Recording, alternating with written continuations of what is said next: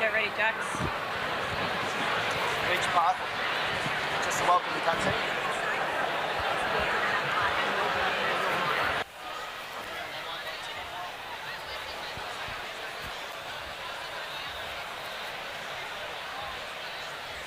Just before we get underway tonight, I'd like to take this opportunity to invite Janine McLennan to come up from Larrakia to complete a welcome to country.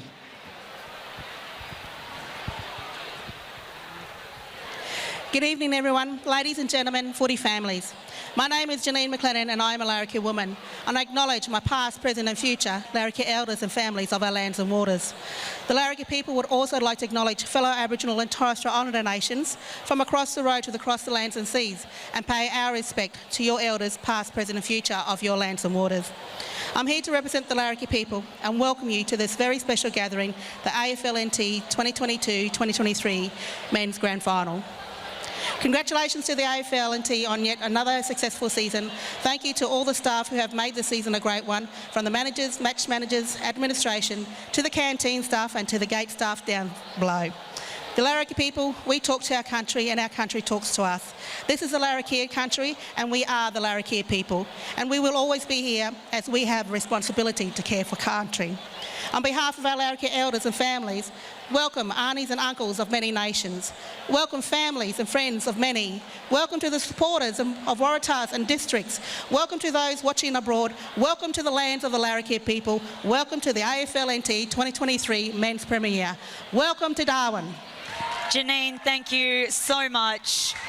And you will notice once again our two teams link arms for the No More campaign. We use the power of sport to change the way the public views family violence. And with the teams, the umpires linking arms today, we raise awareness about the issue, sending a strong message to everyone that it's never okay for family violence, no matter who or where you are. So well done to AFL NT, well done to all our clubs for supporting this important campaign. And you can find out more, nomore.org.au. Ladies and gentlemen, if you are able to stand, please do so for the Australian National Anthem.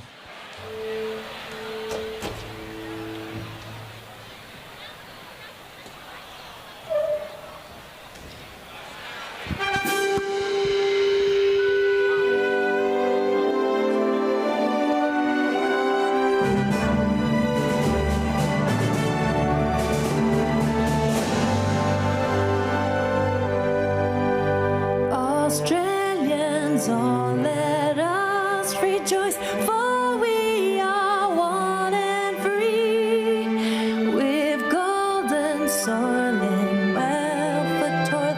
Our home is good by the sea. Our land abounds in nature's gifts of beauty, rich and rare. In history's page, let every stage of man's Australia fair.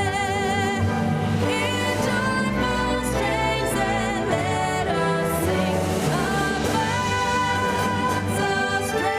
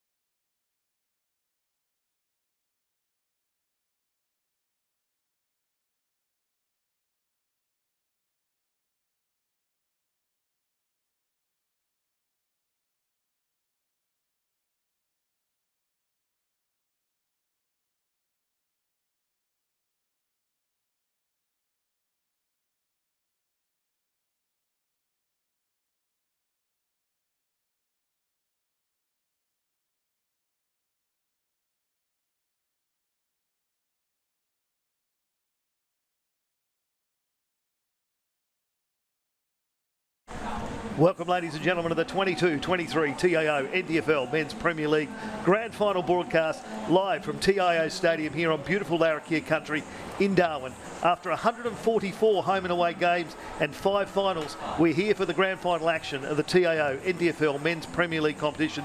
Tonight, Southern Districts and Waratah. Good evening, my name is Nick Danks and my commentary partners this evening, Ashley Manakaris and Will Czar. Good evening, boys. Ash and Will. Grand final's going to be a great one tonight. Yeah, it's going to be fantastic. Good evening, Nick. Good evening, Ash.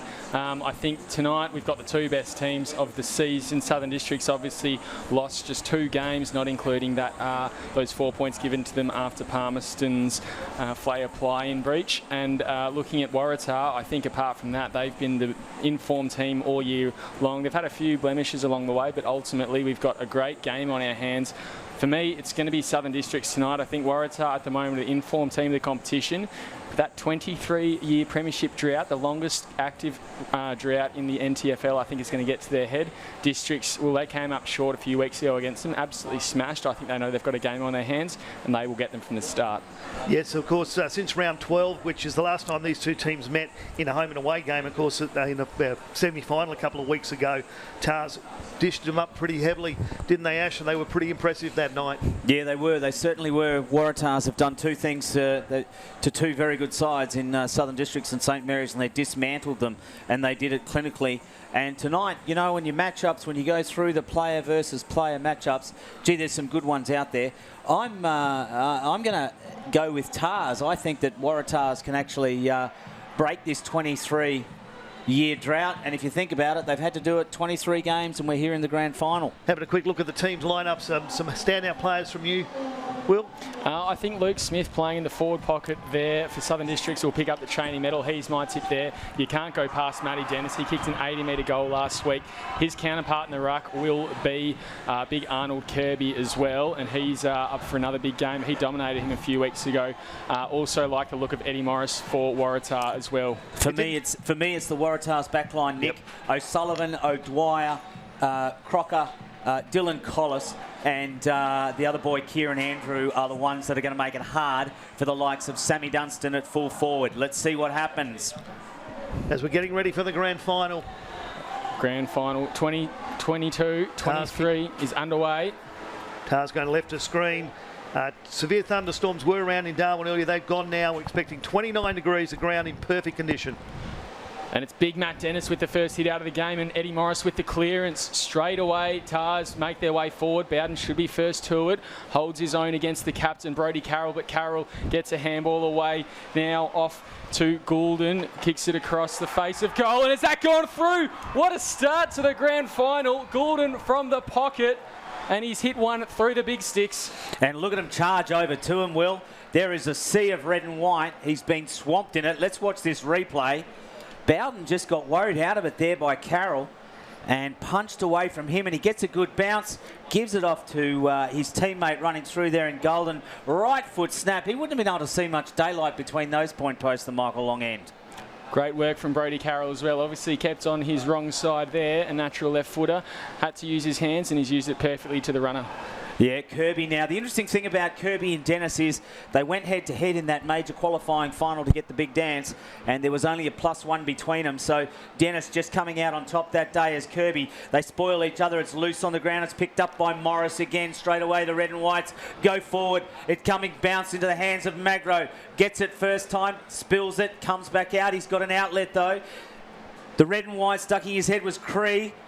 He gets held onto, and the ball will be restarted. So Cree went to ground there, and umpire Mark Noonan, who breaks an NTFL record today, the number 20 umpire controlling his 10th grand final. How about that for a record? Morris in a one-off against Shannon. Shannon with quick hands over the top, comes to Dylan Barry. Barry on the left foot, sends it in, it's going to bounce. Collis is there.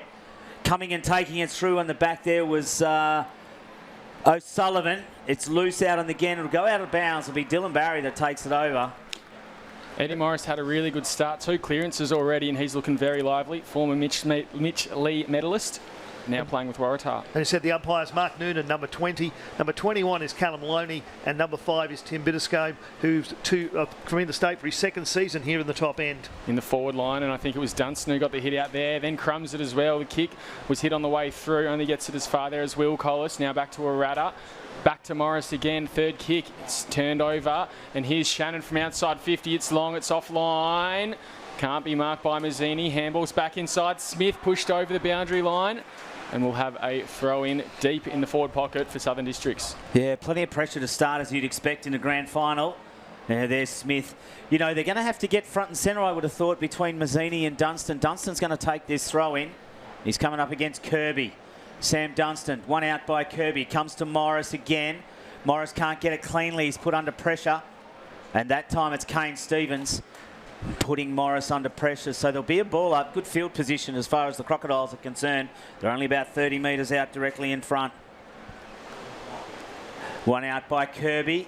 Comes back, picked up by McLaughlin, and lands in the hands of Collis. Collis has a chance, plays on around his team, his opponent, goes in short and picks out Waddy. So Waddy looks up, and he doesn't have a huge number of options, so he's going to have to kick to a contest, you would think, eventually. He's told to play on. He goes up the line. Darcy Hope's the flyer as well. Stays down in the end and then gets it through. Galbraith got wrapped up. On his hands and knees in there was Stevens. Stevens with a short pass, and it comes over to Luke Smith. Smith will look upfield. Crocs can go into attack looking for Dunstan, but coming in over the top was Collis. All eyes for the ball. Courageous mark. Brave mark there from Dill Collis, one of their better players all year. That's not a good kick though, and it'll clear the boundary line. So Luke Smith, he will have a crack from a long way out. Just goes short and sharp. In there he finds Stevens. A couple of loose bodies up forward here for the Crocs. There's not a lot of space, but he just picks out his captain there in Dean Staunton. He moves on pretty quickly, and he does another pinpoint pass there, and I think he's found Dill Barry. That was a good pass to Barry. Yeah, well worked there by the Crocs. Had a couple of loose players. They've still got a couple standing there just outside the square by themselves at the moment. Now it's starting to get marked up. So Barry comes in. Good kick. It's curling back. And that's gone through. So the Crocs are also on the board. They match the scores. It's 1 goal apiece.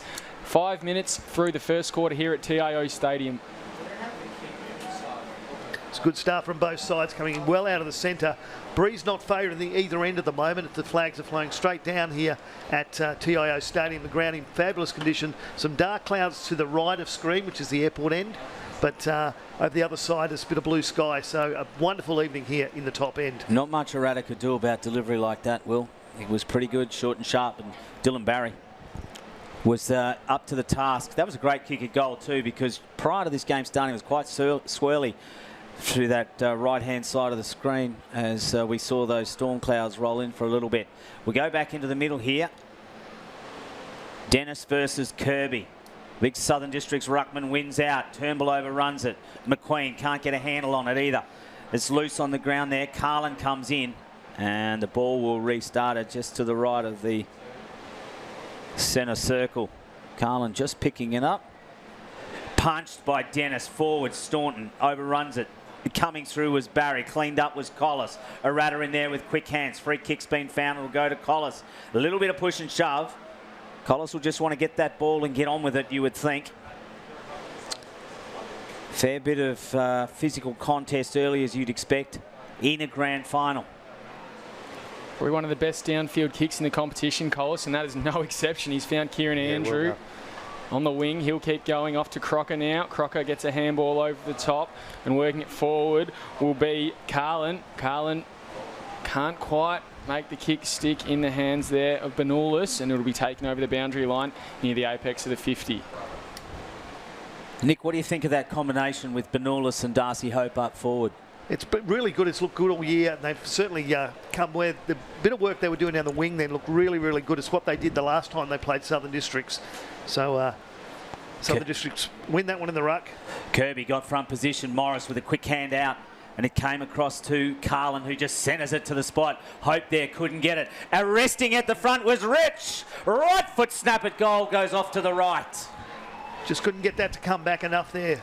Of course, as I said, no breeze to say of here at the top end of the moment, but it will pick up in the second half of the game. 7.5 minutes in, and both sides seem to be adjusting to the grand final moves pretty well. Not too many mistakes in this one. Coming out from fullback now, and Districts find Bowden. Almost wanted to give it back to the runner. Instead, he'll go down the line looking for the big ruckman in Dennis. Takes the mark, and he'll keep going. Takes a bounce. Good work from the big man. Shrugs a tackle as well. And now kicks long to his full forward in Dunstan. Can't take the mark. Spills over the back. And there's Dill Collis again having a really good start to this one. Crocker, ball slipped through his fingers. Cam Ellis-Yeoman kicks towards goal. Won't quite work back. And bounces through for a behind for the former Crow and Lion. Yeah, he's been a handy acquisition all year. Came a bit short in the preliminary final with a bit of an injury as they come out now through O'Sullivan. Punched away from Manolis, loose on the ground. Andrew with quick hands across to his running teammate Gooch. Gooch goes sideways to Turnbull. Turnbull with a right foot helicopter kick. It's going to bounce. Driscoll will get it. Driscoll takes the time, has a look. He's got to go out to centre wing where he picks out his own teammate in Shannon. Shannon can get it. Has he got a runner in Stevens? He has. Stevens can look up with a little bit of time and space. Looking for Smith. Got his fingertips to it, but there's Collis. Handball over to the Kirby is Ruckman. Kirby's kicks a bouncer onto Turnbull, but he got it cleanly. Andrews got to come double back and back to Turnbull. Held without the ball. Play on is the call. Now it comes back out. The Tars can settle this down and go forward. Benula sets himself. Got one hand on it. Bowden in there with a quick kick. A free kick's been, well, mark has been paid on centre wing and Tars can go forward. They look forward now and find it in the hands of Goulden, the first goal kicker. He goes further forward to Carlin at the top of the 50, just beyond his range. Chips over the top to looking for Magro. In fact, it was Abe Ankers. Abe Ankers wraps up his opponent in the tap. Here comes Hope running around, hits the deck, lost his footing. Galbraith picks it up, checks sides it and gets out of the danger zone, but it's marked by Goulden. No, it's not. We'll pick it up on the half volley again. Goes inboard and Carlin's closer to goal this time. Given the free kick for a high contact as he tried to juggle it. Tars aren't blazing away when they're going forward. They are pinpointing their passes, and there was one opportunity there. And of course, free kick was given. Pretty easy decision there for the umpire. Yeah, it was Jake McQueen was the offender, and McQueen is one of Southern District's key midfielders tonight. Had a cracking game last week. He's been a star all year. Picked up a couple of votes the other night in the medal. So what is Carlin going to do? He's going to kick from 45, the first thing. It's come off the hands of Ellis-Yeoman, though. Loose on the ground. McAdam's in there. Charlie McAdam, quick hands. McLaughlin out to Bowden. Bowden has a look up and he's got Mentha. So Mentha takes it just a metre in and goes over. Ooh. That didn't look good, did it, Will? No, but he's up and about. He doesn't seem sore after that at all. Kicks it long down the line again, looking for his big ruck in Dennis. Oh, what a fist coming over the top there. I think that was from young Jack O'Sullivan, son of Nick, who was part of their last Premiership 23 years ago. And I know the young fella's got a lot of raps about him, and that was no exception. What a spoil that was. Absolutely. Full of confidence then when he was coming in over the top of the ruckman. Ball comes in from the boundary line. Dennis, he gets a fist away there. Straight into the hands of Crocker, though. Gets boot to ball to centre half forward. Out the back. Taking a mark was Bowden. He's just gotten a hold on that. Gives it off to the runner in McAdam instantly. Goes further afield now, looking for Duffy. This year's Mitch Lee medalist, brought up for the grand final. Works it out now to Galbraith. Districts slowing it up ever so slightly. Now they find their captain in Staunton again. He wheels around and now he goes long, looking for Mazzini. Who kept his position well, but couldn't take the mark, falls to his feet. Now Dylan Collis works it out there, looking for Gooch, but wasn't clean enough, takes it over the boundary line. Yeah, the Collis brothers there just combining, Dylan and Will. Dylan having a great start to this just one. Watch, yeah, so the kick there is just a little bit too much on it for Gooch and it goes out. Carlin came down to help, but yeah, Dylan Collis reading that play beautifully. The two ruckmen, that time it's one out by Kirby. Now it's quick hands again. Magro took his opponent high, right in front of umpire Noonan, and it was Sexton. Sexton, again, one of the Southern District's midfielders that has been instrumental this year, looking for a diving Jake McQueen, who he finds. And McQueen tries to get up quickly. McQueen ignores the lead of Dennis. Over the top was O'Dwyer. Handball out, Carlin, quick hands to Kirby. Arnold Kirby with a quick kick, looking for Rich. Punched away from Rich though. Loose hands, McLaughlin can't get clean on it. Both McQueen and Dylan Collis go to ground. Still trying to get it out of there is Bowd. Bowd can't do it either for Tars. Great. And the ball will be thrown up about 10 metres in. Great intent there from Luke Delahaye. I think he went for 2 or 3 tackles there and helped nullify that contest. Ball comes out. McAdam almost wrapped up. Got free. Kirby Hill to the roving now. Ellis Yeoman gets a fist in there as well. Ball ping-pong balling around the place, and McAdam just wrestled over the boundary line. Ooh, nearly got an elbow in there. Not too high though. Well, I think it was a falling Charlie McAdam then, which is why umpire Noonan let that go. But just an indication of the intensity. So in front of the Tars interchange bench, and Kirby gets a hit out down to Turnbull. Now to Carlin. He scoots it forward. Oh, what a mark that was there from Benulis. He gets it to the runner instantly in Bowd. And that kick has gone out of bounds on the full. That's the first time that Tars have blazed away like that when they've gone forward. They've been pinpoint and accurate. That one went out in the fall. Not much to kick to, though, to be in defence. But as we watch this again, that's a great grab. Yeah, I will. And I must say this, one thing about the Waratahs lineup is they've got some great contested possession. As that kick to restart it has gone out of bounds and across the face of goal, and I think that was Duffy that did that. Bowden couldn't quite get it. But the thing about Waratahs is they've got a couple of players up forward. Darcy Hope one, Benulis is another that can take good contested marks, and we just saw that then.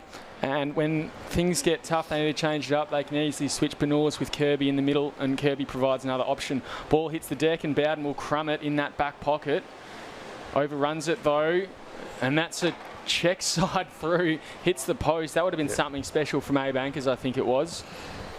Yeah, Anchors just roving there, and that's the thing about the front and centres. Comes back in board, and they've picked out Sexton. So McAdam having a useful start to the game in the defensive 50 for Districts. They run it out here. Sexton again looking for Fijo. This will be his first touch of the night. Another useful runner for the Crocodiles and the Tricolours. Fijo looks upfield. Sexton just tells him to kick. He's looking for Mazzini, sets himself. Mazzini takes a great grab there right in front of the commentary position. Gives it off to a runner, Stevens. Not a great handball, but Stevens is equal to the task. Puts it on the boot. Dunstan's come a long way from home, and it was O'Dwyer that actually guided it out of bounds. I thought Dunstan just waited for that to bounce then. Good work from Ethan Maney at ground level, wrapped up his opponent who was oversized. Maney, a former Waratah player who couldn't crack the senior side. Now he's playing against them in a grand final. As we come back in board, Dennis just takes front position, but Collis has read it. Sharp hands across to Rich. Rich puts it on the boot. It's bouncing.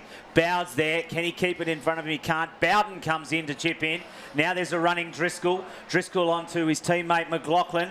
Good physical body there. They still can't get a hold of it. Cree. McLaughlin's got a double up. Punched away by Collis. Proving immovable is Dylan Collis as they come out of here, trying to get out of it again, the Tars. Bouncing ball in the square. Now it's over the top to the running Magro with a little left foot chip over the top. Oh, they're building something here. It comes to Rich. Rich on the right foot. Sends it to the spot. Benulis. Hope comes off there's hands. Benulis tries to recover quickly. He can't. Now it's backhands out to Magro. Macro, quick hands inside. Here they come. It comes to the skipper, Carroll. Carroll from 30 out on the run. Has put it through. The captain, he set up the first and he's kicked the second, and he has had a really good couple of years leading Waratah from the front. Co-captain last year with Rob Turnbull. He was in contention for the Nichols medal then. Well, hasn't been as good this year, but you can see he's born for the big stage. Got a handball out there as he was tackled. Recovers, gets up, gets a handball off in space, runs in, eases it home, easy as you like. If you haven't seen Tars play much this season, that's pretty much what they've been doing since about round 10, 11 and 12, knocking the ball around there. Usually it's Magro been on the end of it. He's playing a lot deeper today, more into the centre of the ground, coming off a little bit of an injury, but that was a classic example of what Waratahs have been playing for the last 10 weeks or so. Well, Magro came second on the Dennis Dunn goal kicking list to Jackson Calder. Dennis, he gets another hit out. Down to Anchors though, and another clearance to the red and whites. Looking for Carroll again on that forward flank. Looks like he's got a heavy tag from Bowden tonight. Got a handball away in the nick of time. Running through is Waddy. Gets around one and a handball away to Magro as he's tackled. Smith tried to get him. Magro has a shot on goal. 2 in a minute and Waratah get up by 12 points. We mentioned Magro just earlier, as you said, runs second in the goal kicking, and that's the sort of team he's been in all year as well. Well picked up. plenty of time here. Took his time, got the handball away. Carroll again. Brody Carroll again. Involved in all 3 of their goals. And Waddy as well, just did enough to absorb the tackle, get the handball away cleanly. So too did Magro to shrug it. And you can't give a player like him any space at all because he'll just have a shot and more often than not it'll go through. As we're coming up to time on, you're watching the AFL NT's coverage of the 22-23 TIO NTFL Grand Final from TIO Stadium here in Darwin. Well, Magro, famous footballing name in Western Australia, Stan Magro. As the whistle has gone, there's been an infringement in the goal square and it's going to go the way of Southern Districts. So an infringement there. So Matty Dennis will go back and take the kick. So Matty Dennis sends it up forward. Dunstan got himself some space, but it's punched away. Running onto it is Stevens. Legged as he got going. Couldn't get away with it. Play on is the call. Loose on the ground. Now they can come out of it. Turnbull with sharp hands onto the running Anchors. Anchors with a right foot. Gives it over the top looking for Morris. Sharp grab. Confidence is high. Morris can turn to Kirby. Kirby can keep going inside 50 and he does. And from 50 out he drops it to the left. Great build up to that from Morris. Beautiful mark. Turned and went straight away. Pinpointed Arnold Kirby about 45 metres away and Kirby probably just hesitated a bit too much there. Yeah, based on his 80-metre goal, he was probably a bit close for him then. Well, I wanted him to call him at 50 and then 45, but Dennis was the one closing the steam on him. Galbraith's the one with the ball now. Doesn't really like what he sees downfield, but we'll have another look. Mazzini's at the back of them all, and that's where he'll go. Mazzini flies, but I think it was O'Sullivan there from the back. Districts work it forward again. Menthel can't take it, but he'll run onto it, paddles it to his advantage, has to get rid of it, and he does, and that could be a handy kick, but it bounces into the chest of O'Dwyer. Dunstan slips over, and O'Dwyer taking the points there, crosses goal, and that's a really good kick again to Will Collis. They're just super clean tonight, Waratah, aren't they? Conditions are perfect for it as Collis has got a runner in Andrew, and this is the problem with the Waratah's defence from Southern District's point of view. They've got some rebounders across that half back line, and as we saw a moment ago, they set it up as Collis has run on to get it back. Good crowd in here tonight for top end football. Because Collis just sends it up the line. Flyer was there was Benulis, couldn't quite get it at the front, was Staunton. Quick hands out from Stevens onto Fijo. Fijo with a little left foot kick. Got it over to Luke Smith, the Southern District's best and fairest, but he couldn't control it and the ball's gone out of bounds. Good pressure there from Jimmy Waratah. He's also a Premiership coach this weekend, coaching the Tars under-18 side to one of the grand finals of the ages last night. They walked away 2-point winners, and he'll be hoping to double it up this evening. Yeah, good crowd, and you can't see it on the screen, but the grandstand, there's not much room in it at all in the big grandstand here at TIO Stadium. Ball hits the deck, picking it up is Cree, but there'll be a free kick going the way of Tars and it'll be brought back. Magro will be the recipient, and it's allowed time for players in both jumpers to make their way back down the field and clog up the space. Didn't really like what he saw, so he bombs it long. Morris the target here. Benulis flies from the side, can't take it. Morris is there to crumb again, overruns it. Tried to keep it in his vicinity, and he did very well. Tripped over, though. Got rid of it. Handball out now to Goulden. Easier shot than last time. That one's gone through as well. Oh, Goulden can do no wrong. What a goal that was. Adam Goulden kicks his second, and they might be calling that the Adam Goulden pocket if he does that again tonight. 4 goals to the Tars and 1-1 to the Crocodiles. Morris is having a handy start to this game, hasn't he? If he and Brody Carroll have been setting things up, Morris has done the work as well, but Goulden never even looked like he was going to miss that. He's got his confidence up, certainly, and the crowd certainly enjoyed that goal. 19-point lead as we edge towards the 22-minute mark here of the first quarter in grand final for season 22-23. In the semi-final, they were about 9 goals up at half-time, and then pretty much that did it for the night, even though the Crocodiles stayed with them towards the second half. But you want the Crocs to get the next goal tonight. Back in the middle, and it's the start. One out by Dennis. We're well and truly into time on. 22 minutes gone. Free kick's been found. It's a hold, and it's going to go to the red and whites as they get a chance to restart. He's got the runner in Cree. Cree has a ratter out wide if he wants to use him. He ignores him. Dylan Barry's got to come up to take the mark, and a 50 metres been found because he's become from behind inside the protected zone. McQueen should have taken the stand, and as it turns out, Cree will go back now and have a genuine shot at goal. It's a coach killer, that one. It is. Dylan Barry was coming to do the right thing by the team, but he just ran inside that protected zone. Jake McQueen should have taken the stand. All irrelevant now is Thomas Cree will come in. He's only going to kick from 22 metres out and line it up, and it's a pretty good kick. No, he's pushed it left. Oh, well. Goal umpire ran a long way away then. Commentators curse, Nick. Absolutely. It's just the way at the angle we're in here. Districts need to hit them hard on the rebound here. They need to inject some of the run of Ronnie Fijo into the game here.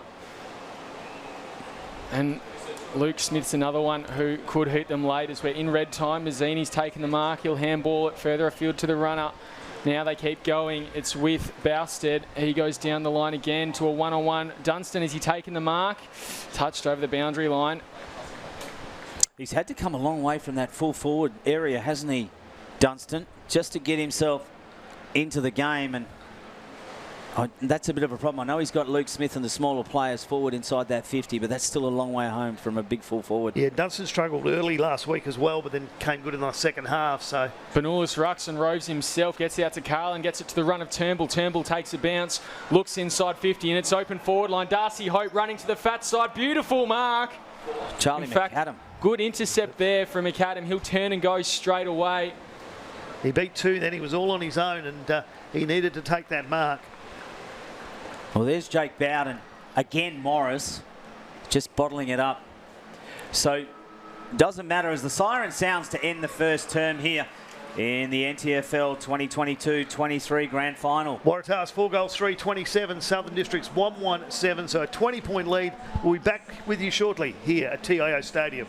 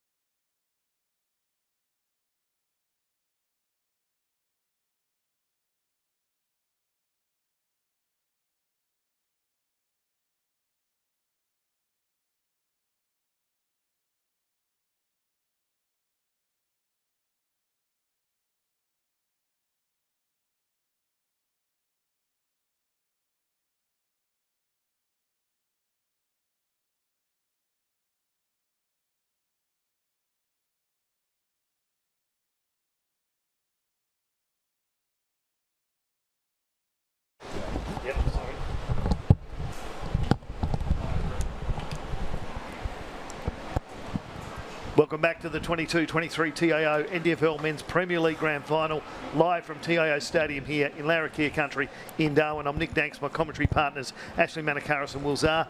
Big first quarter, Will, for Waratah. Yeah, really good start, and it was all led from the top with Brodie Carroll. He's not the tallest bloke, so it's more leadership-wise from the top rather than height-wise, but he set up the first goal to Goulden. He kicked his second and then set up the third to Magro, and they really have started this game on fire. And speaking of Goulden, he's kicked two magnificent goals from the forward pocket. Meanwhile, Southern Districts, they responded pretty well early, but since then it's all been red and white without the black.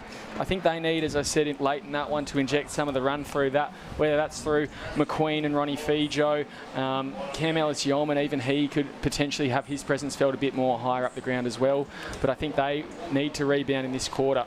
And Ash, when you go through the team of the Waratah at the start of the game, and you looked at some of their stars, they've all performed pretty well. Yeah, they have. Quarter. They have, and Dylan Collis particularly. But if you go from there, you know, you mentioned Brodie Carroll, but Dylan Collis and Edward Morris have been two players that have stood out for me. And Jack O'Sullivan, he's just been an absolute nightmare for Southern Districts up back. But, you know, it's not like they're not getting handy acquisition from the start, which is Matty Dennis, the ruck from Southern Districts. But I've got to say to you, Arnold Kirby, so, you know, Dennis is winning one or maybe two of the stoppages, but Kirby gets the important ones at the key parts of the ground, and that's generally in the Southern Districts forward half, and that's probably because Dunstan takes that and then Dennis drops across the centre wing, one kick behind. So, look, that's an interesting matchup, and I think that's been a bit of the key. But what the Waratahs players, and Morris particularly, I think, Will, you called him out of the middle there after those goal restarts every time. So I'm just wondering what will happen now, whether or not Districts will do something and put someone like Staunton onto Edward Morris, the number 4 from Districts, the captain, which is what they did last week with someone like Dylan Lant. The Southern Districts, of course, are minor premiers, but not much is separating these two teams. Waratahs have averaged 14 goals a game this season, and the Crocs 13, and in defence they're both considered about 9 goals. So don't be surprised if you're watching this if Southern Districts bounce back and pretty Staunton's quickly. gone to Morris. And out of the middle, it looks like it's Morris again. Gets their touch on it, but it's a quick body contact there. Well called there from you, Ashley, by Staunton. Wrapped up in it is Joel Crocker. And we'll have a boundary throw in just forward of centre for the Crocs. And you look at someone like Eddie Morris in the context of the season, he's not the go-to. So it's a day like today where perhaps he will shine. Another wrap-up tackle there. This time it's from Goulden. And we'll reset again on that half-forward flank. Ball goes up. Kirby on Dennis. Dennis double taps it behind him. Now to Waratah out the back and just does a clearing kick. It'll go into the hands of Bousted. Carroll wraps him up now. Oh, what a good, strong tackle that was. Ellis-Yeoman, he'll pick it up, though. Get it to the run of Mentha. Mentha goes well back to Driscoll, and Driscoll will just barrel it forward inside 50. Hits the deck. There at the crumb is Mazzini, gets a handball away to Smith on his left. Smith has a shot at goal, and he likes it. Crocs are in town here. The first goal of the second quarter goes their way. And they dragged that back there, and the big help there came from the work, I would have thought, of Staunton. And just bottling it up, but gee, Mazzini was on there. Let's have a look at this barrel from Driscoll. The big flyer there. Hands came off Sexton. Just track Luke Smith there as well. Yeah. Gets into some space, rolls around on his non-preferred as well. Yeah, it's good. And tell you what, he was confident from the minute it left the boot. He was jumping up and down. Yeah, goal umpire hardly moved then and went straight through for Luke Smith. So 4 goals, 327, a 3-1-19. Yeah, so we've got Anchors has gone to McQueen for Southern Districts, and we've got Staunton's gone to Morris. So Matty Dennis will take on Kirby in the ruck. It's one out by Dennis loose. Stevens can't get a hold of it. Comes to Ellis-Yeoman. He can't get clean possession of it. Loose on the ground. Waddy is over the top of it. And umpire Callum Loney says, I will ball it up again and have a restart. Kirby took front position. Another hit out. Ellis-Yeoman, a little bit over the top, looking for Dill Barry. He steps one way, tries to shrug off Waratah, and he does so, then puts it on the boot, looking for Dunstan. Punched away from him. Coming through is Smith again. Can he barrel it through? It's a little grubber, and it's through. Luke Smith, 2 goals in a row. My tip for the chain, and I'm very happy with the last 2 minutes of play. And Luke Smith, probably another one who needed to lift. I don't know if he's playing directly on Dill Collis in that first quarter, but Dylan, probably one of the better players on the ground. Luke Smith has come out this second quarter and thought, I don't think so. Today's not your day. It's going to be mine. And he's kicked 2 ripper goals. One on his non-preferred, and that one just a dribbler as tight as you can get in the pocket. And they suddenly are up to 3 goals. So one of the interesting things about last week, Nick, was that with Dunstan, players like Smith, players like Kane Stevens and Matty Shannon were front and centre in that contest, and that's exactly what happened just then. Absolutely. Dunstan took a lot of time last week to actually start grabbing some marks. When he did, he got 4 or 5 and got a couple of goals for the night. But in the meantime, though, he was knocking the ball to feet, and the runners were coming onto him. Dennis, he gets a hit out again, and Ellis Yeoman, he's really started this quarter on fire. Back to McQueen. Good smother from Kirby. It'll come out, though, to Dennis. He'll crumb it and do the running at ground level. Gets it to Shannon. Shannon tackled instantly. Picked up by Tars, and now it's gone to Big Kirby. He'll get a handball back into the middle. Now with Rob Turnbull. Throws it onto the right and goes to Magro across the face, across the arc of the 50. Now kick forward again there into the forward line. Good mark there from Goulden. Oh, heat's been paid. That camera angle you might have seen, he almost let the ground assist him, but from the umpire's position, safe as houses. Well, let's see if we get a replay of that and after the event. But you're right there, he took that mark, set up. Clever by Magro. He didn't even worry about trying to mark it there. He was just trying to punch it on. Hope was there, knew what was going on. And Golden, who's already got 2 of the better goals of the night, on the run from the right pocket. Not so good on the set shot, sets it up across, and it'll go off hands and out of bounds to the left of the point post. Just on this replay, let's see what happens here. So the kick goes straight up, and that's Rich. Watch it come down. Yeah, it looked like it hit the ground there. He probably got away with that, so maybe out of bounds was the square up. Benoulis on Dennis in the ruck, and Dennis just over muscles him. Can't get a huge advantage though, just takes it about 10 metres further away from goal. And I think that's where Crocs will look to make the most of their advantage when Kirby's having a chop out. Benoulis probably in the air could match him, but just his body strength, no way. Dennis has got him covered. In saying that, Benoulis won that one. Works it forward for them. Turnbull, he'll crumb it, get a handball out to Hope. Hope at ground level, and there's a free kick going the way of the Crocs. Yeah, no tackle without it was the Crocs player. Delahaye kicks it out now. It's a mark by Stevens. Stevens was made to pay for that mark. Doesn't have a lot, so he has to go tight down the boundary line. I think he was looking for Fijo there, but it's turned over. Eddie Morris, he goes inside 50 now. Good from Stevens to get a hand on it, and he's hit late, so that will be a free kick as well, or just a boundary throw in. No, it's going to be a boundary throw in there. A bit slow to get up off the ground. Hope will set himself. Very important. Pretty good field position for Waratahs. Benoulis has got himself at front, but Dennis just over the top slaps it out. Now they're going to bring it back in though. Quick feed off from Carlin to Hope. Hope had front position, couldn't clean. Coming through was Cree. Couldn't get it the first time. Trying to soccer it out. Fijo with quick hands back to Delahaye. Delahaye with handball over the top to the youngster, to Stevens. Stevens onto McAdam. McAdam proving very useful as a backman so far in this game. He sends it outside the 50 arc. Staunton's there, sharking the loose hands to Ellis Yeoman. Quick hands again. The no-look handball didn't go anywhere. There a chance here through Carlin. Carlin gives it off to Golden, who's got one to beat. He can't. Does a full 360. Play on it comes to Kirby. Now back to Carlin. Boundary line ever so close. Picking it up there was Mazzini. Staunton, ball refusing to go out. Waratahs refusing to give up. Now they send it well and truly inside the 50. Dennis is there to punch it through for a point. Districts perhaps would have preferred a boundary line then, just take it over. Well, they just refused to go out there. They trail by 9 points.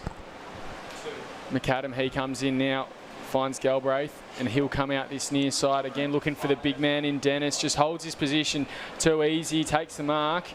Dennis told him exactly where to put that, and that's what McAdam did then. Gets a handball now to Fijo. Fijo will have to give it back, you'd think. Dances around and turns Will Collis inside out. Now goes a short one to who's had a really, really good season as well, McQueen.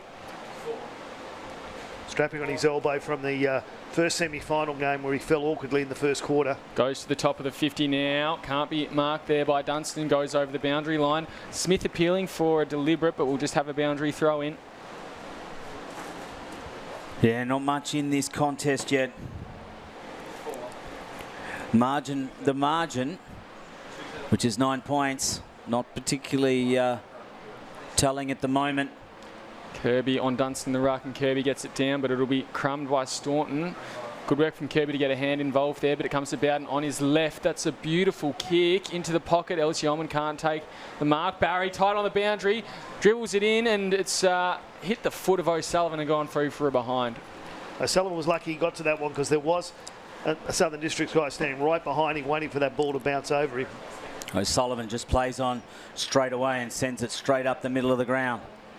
Loose on the ground, Cree tries to pick it up, but he's wrapped up by Smith immediately. No prior opportunity. And the ball will be restarted inside the centre square. So Matty Dennis, you sense, is starting to get on top in this ruck contest between the two, and he's won it out again. It's going to go backwards. Carroll trying to get a hold of it, wrapped up by Smith though. And we'll have another restart. He's had a quiet start to this quarter, Carroll. Meanwhile, the other man on screen there, Luke Smith, he started on fire.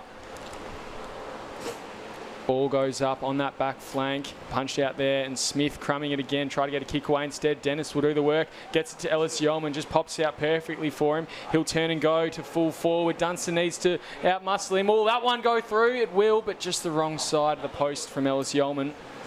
Possibly should have had a bit more of a crack on that, put some more behind it. O'Dwyer will give over to Dill Collis for the kick-out duties. He'll go across now to Andrew. Dill Barry putting the pressure on. Yeah, and Andrew will go back in board. It's a diving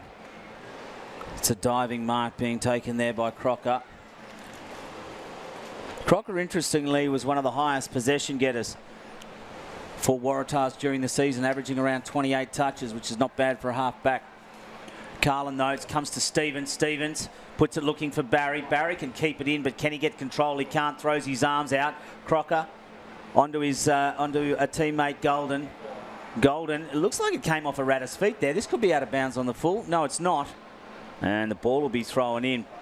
And around about 30 metres. Just having a look there. No, just dropped over the top of the foot there. The boundary umpire in perfect position for that. And we'll have a restart, about 30 out. And at the Southern District's end, Mazzini got a hand on it. Rove there nicely by Smith. Couldn't get a hold of it. Now through Abe Anchors. Waratahs will go up looking for Bowd. Bowd under pressure. Couldn't get clean possession. Delahy with a handball over the top to Bowden. Bowden goes wide to Duffy. That's Matt Duffy. Took on his tackler, Waddy, without much success. Dragged to ground. Held no opportunity prior, is what the umpire says. And 5 metres in from the boundary line, we'll have a ball up. Maybe we're lucky to get away with that one because he said he did take on the runner. Well, he didn't really have prior, but yep, good call. Now goes from Dennis down. Waddy, he tried to shark it forward but didn't really get any distance, and so finishing off the job there is his teammate, I think it was in Carlin, running through. There's Galbraith.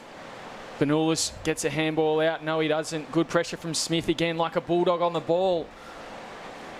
Dennis, he gets involved. Sexton a hand over the top, and who to? It'll be Smith again. No, it won't. Picked up by Stevens. He gets a handball over his head as well. Umpire calls play on. Picked up by Turnbull now. He tried to keep it alive, and it'll be taken over the boundary line. Game's gone a bit scrappy for the last 5 or 6 minutes, and Waratah need to take probably a bit more of a deeper breath and start pinpointing a bit more passes. At the moment, it seems to be rush forward, and they've managed to grab a free kick out of this one. Yeah, not sure what that was for, but Anchors will be the one that will restart play. Part of that is probably because the intensity and pressure of Southern Districts has lifted. Flyer was Carlin, couldn't get it. Bowden with a hurried kick. Collis just comes over the top. Fijo reads it beautifully. Balks one way, then the other. Low flat pass looking for Dunstan. It's on 3 bounces to him. Can't quite get. Now he can get away. Swivels onto the right. Sends it into the middle corridor. Mazzini with body. Barry as well. Trips at the final moment. Gives it to McQueen. He can't get clean possession. Wrapped up and twisted over. No free kick, told to get it out. Play on is the call. Will Collis off to his teammate Anchors. Loose coming through was Dennis, met heavily by Carlin. Bounces loose out. coming straight through and picked up there was Stevens onto McAdam. McAdam looking for a teammate in Barry. Coming through was Collis. They're keeping it in, Tars. Can they get clean possession? Kirby with one over, but his kick gets chopped off, and it's via Kane Stevens. That was his opportunity. He had a bit of time, and instead it's Stevens who will hit up his teammate in Smith. Smith goes out to the lead. Dunstan into the pocket. He's on it nicely, but great fist from O'Dwyer. Now by Jack Mentha. Rolls around from the tight pocket. Kicks towards goal. Wheels it back, and it's just through for a behind. Well, there were palms to faces just then, Nick, because they thought that was going through. Absolutely, but there was another occasion where Dunstan's got in front and not been able to take the mark, but his Rovers have been around him to pick up the crumbs and unfortunately couldn't get that one through the middle. And we got a restart and it comes into the hands of Kirby. And Dennis is prepared to follow him down here and force the turnover. Kirby gets told to play on and Dennis just smothers that ball. Why wouldn't he? He's about 6'15". As the ball goes up high, punched away from him. And it's gone out of bounds, and we start to see just some slight rain falling here at Marara.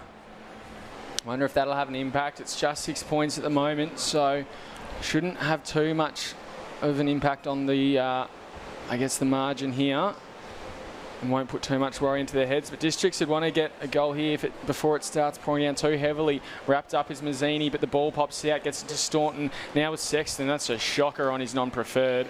Out on the full. Yeah, it was one of those things. Willie had to do something because he was rapidly running out of space, just put under pressure. And that's the type of pressure that we're seeing from both sides, really. We're seeing the error being forced, worried out of possession.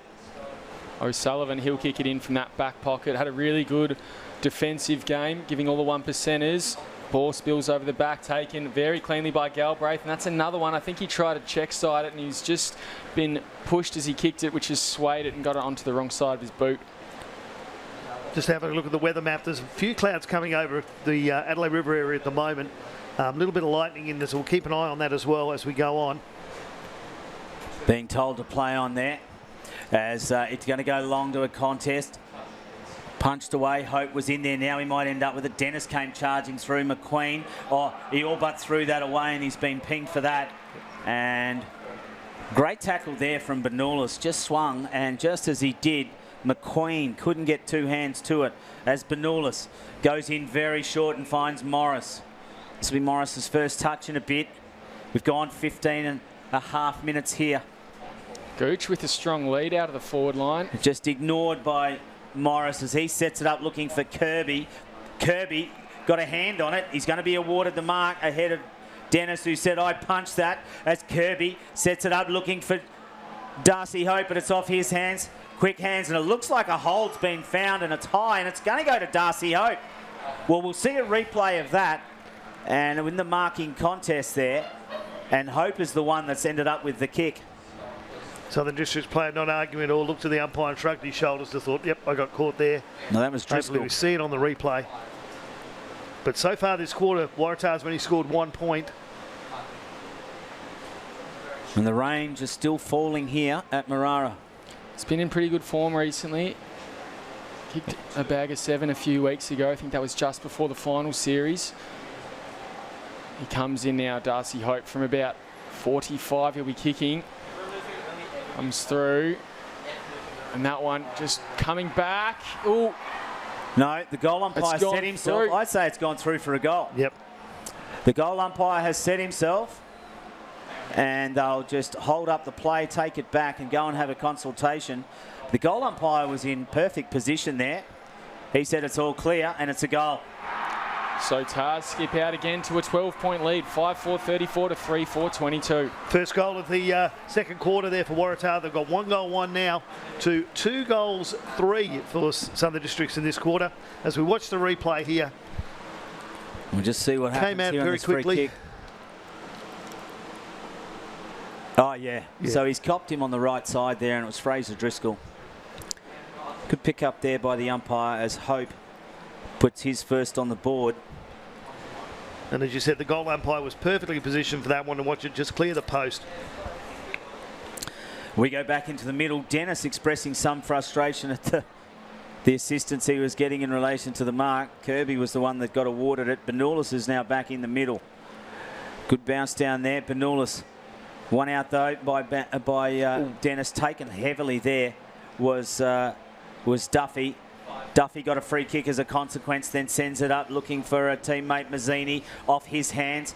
Front and centre though was Smith, handball over the top. Dylan Barry stripped of it. Smith gets it this time. It's going to be cleaned out. They'll just put it on the boot. Bowden is there. It's off his hands. Dropped what he probably would normally take. Now they can run away with it, Tars, but it's not a great kick. Driscoll's going to get to it. Benoulis is there. Cameron Ellis-Yeoman comes in with body, but so too does Rich. Benoulis tries to spin out a 1, pushes out a 2, handball over the top to Cree, who spins out of trouble, but back into the hands of Matty Duffy. Duffy will dive on it, and the umpire will ball it up. The way those bodies are flying around, it looks like they're going for the bump rather than the ball, and one of those lands, we could be in for a bit of heat in this one. Yeah, if you watch this one now, you might see it. Driscoll's given up on the football here. He sort of just went for the body. I don't know if we're going to get it on the replay, but he certainly went in pretty hard off the ball. Back to the live play, and it's I think it's Duffy again at the fall of the ball, and Campbell's taken to ground as well. Yeah, he got pinged holding the ball. That rain's still staying relatively light, but it is dripping and will have a bit of an impact on the ball and skills, you'd think. Textbook tackle here. Anchors. So Anchors doesn't really like what he sees. He'll look to cross, go over the back line. And Andrew doesn't really like what's out on that far side. So we'll come down towards the Morris Rioli grandstand again, looking down there for Rich, but good defensive pressure there from the captain, Dean Staunton. The ground's in excellent condition. We've had 5 grand finals on here today of different age groups and different divisions, and the ground's in excellent condition considering we had a fair bit of rain a couple of hours ago as well. I reckon the mobility of Benoulis is going to cause some problems for Dennis. It's one out by Benoulis. Out the back to McRae, bouncing. Can he get it? He's got to run through traffic once, twice. Puts it on the hurried boot. Staunton's going to end up with it though. The Croc skipper. Long handball over to Mentha. Mentha fumbles, trying to run with the flight of the ball, and then took his opponent high. And Kieran Andrew is right there, and there's a 50 for remonstration. No, in fact, it's going to go to Mentha. Yeah, so the free kick Andrews and came in and took his legs out. Yep. Yeah, contact below the knees. Yeah, I don't think he meant to do it. He just kept sliding through it. And I think that then he got up and someone, whether it was Magro or whether it was Andrew, said something and a 50 metres been paid. And so Mentha has an opportunity to get Southern District's 4th goal. And bring this back to just 6 points as we come into time on of the second quarter. Comes in, kicks it truly. Kicks it out onto the street. And you can hear a mixed response there from the crowd. The Crocs fans cheering for it. The Tars fans wondering what exactly just happened. So some kid in the Michael Long set has got himself a new footy. He's running down the main road as we speak. You're watching the grand final here from TIO Stadium from Darwin. We'll just watch this on the replay. So Andrew lines up Mentha. Yeah, he just took his knees out. Very, very, very good free kick. He was on the spot. He certainly had his eyes for the ball in his back turn, but you just can't go in like that below the knees and pinged him for it. No, the rule was the law was introduced based around the knee injury. And so it'll be Dennis on Kirby in the ruck. Dennis gets it down again, but Turnbull with the clearance. And again, they're just barreling it forward at every opportunity. Hope at the fall of it goes beyond him. McAdams should be first to it, you'd think. But Benoulis, I think it was, got a good touch in. McAdams giving away a free kick for a dangerous kick. Crocs don't realise, in fact, it's play on. They've gone down the line. A lot of red and white jumpers there. Goes over the hand of Mentha. Running back through traffic was Croc, and now gets it to Turnbull. He gets it further. Will Collis, and he's taken out of bounds by Maney. And the ball will be thrown in just to the right. McAdam's done some pretty impressive stuff tonight. That was a nice touch from him because they could have been a lot of trouble there. Do you know, McAdam actually had one of the better games I've seen this season across the defensive line, and he's doing it again tonight, which is a bit of a headache for Waratahs. Just plucked out of the air by Dennis, puts it on the boot on one step, bouncing ball. Mazzini's there. So too is O'Sullivan, and the ball will go out of bounds courtesy of Luke Smith. 6 points in it as we enter into red time here in the second quarter. It's been a magnificent half of footy. You would have thought Tars have been the better side when they've been on, but District's probably better for longer. Dennis gets a hit out down, and he'll crumb it himself. Throws it on his left. Clearly not preferred by the kicking action, but still works out for them. Maney gets a handball wide. That there was Delahaye into the centre corridor. Dunstan will crumb it, get a handball off out there now to Shannon. Shannon's been quiet. Good work. I think it was O'Dwyer to get a boot involved and get it away. Shannon will now pick it up, try and get a handball out to Dunstan. Dunstan a long way from home and a good shepherd there from Shannon. Gets it inside 50 now to Dill McLaughlin. Sharp, he goes in to the centre corridor. Running back, McQueen couldn't take the mark. Arnold Kirby could. And that's a great defensive mark in the hot zone. Yeah, the big ruckman got back in time there for Tars. 23 minutes gone here in the second term as we bring this first half closely to an end, and Kirby just goes sideways to Kieran Andrew. Andrew has got very little, and I noticed that Dylan Collis is one of them up forward, but he's got a hobble on him. As it goes forward, the flyer on the side was Darcy Hope. As Collis comes in, can't get a hand on Sexton. Handball back inside. Driscoll just punches it as well. Cree picks it up, took on Stevens, didn't work for him. Comes in McLaughlin. The siren sounds to let Waratahs, you would think, off the hook, because they district's opponents were away through Ethan Maney. And there's some concerns there. Dylan Collis can barely put weight on that left ankle, and he's looking in a world of pain. Probably one of their better players, along with Carroll, and I think it was also Arnold Kirby in that first quarter. But Districts, they even it up, all led by Luke Smith. The first 2 goals inside the first 2 minutes there, and they're looking really good. So 5 goals, 434 to 4-4-28 as we go to half-time here at TIO Stadium for the 2022 to 2023 TIO NTFL Final Series. We'll be back with you shortly.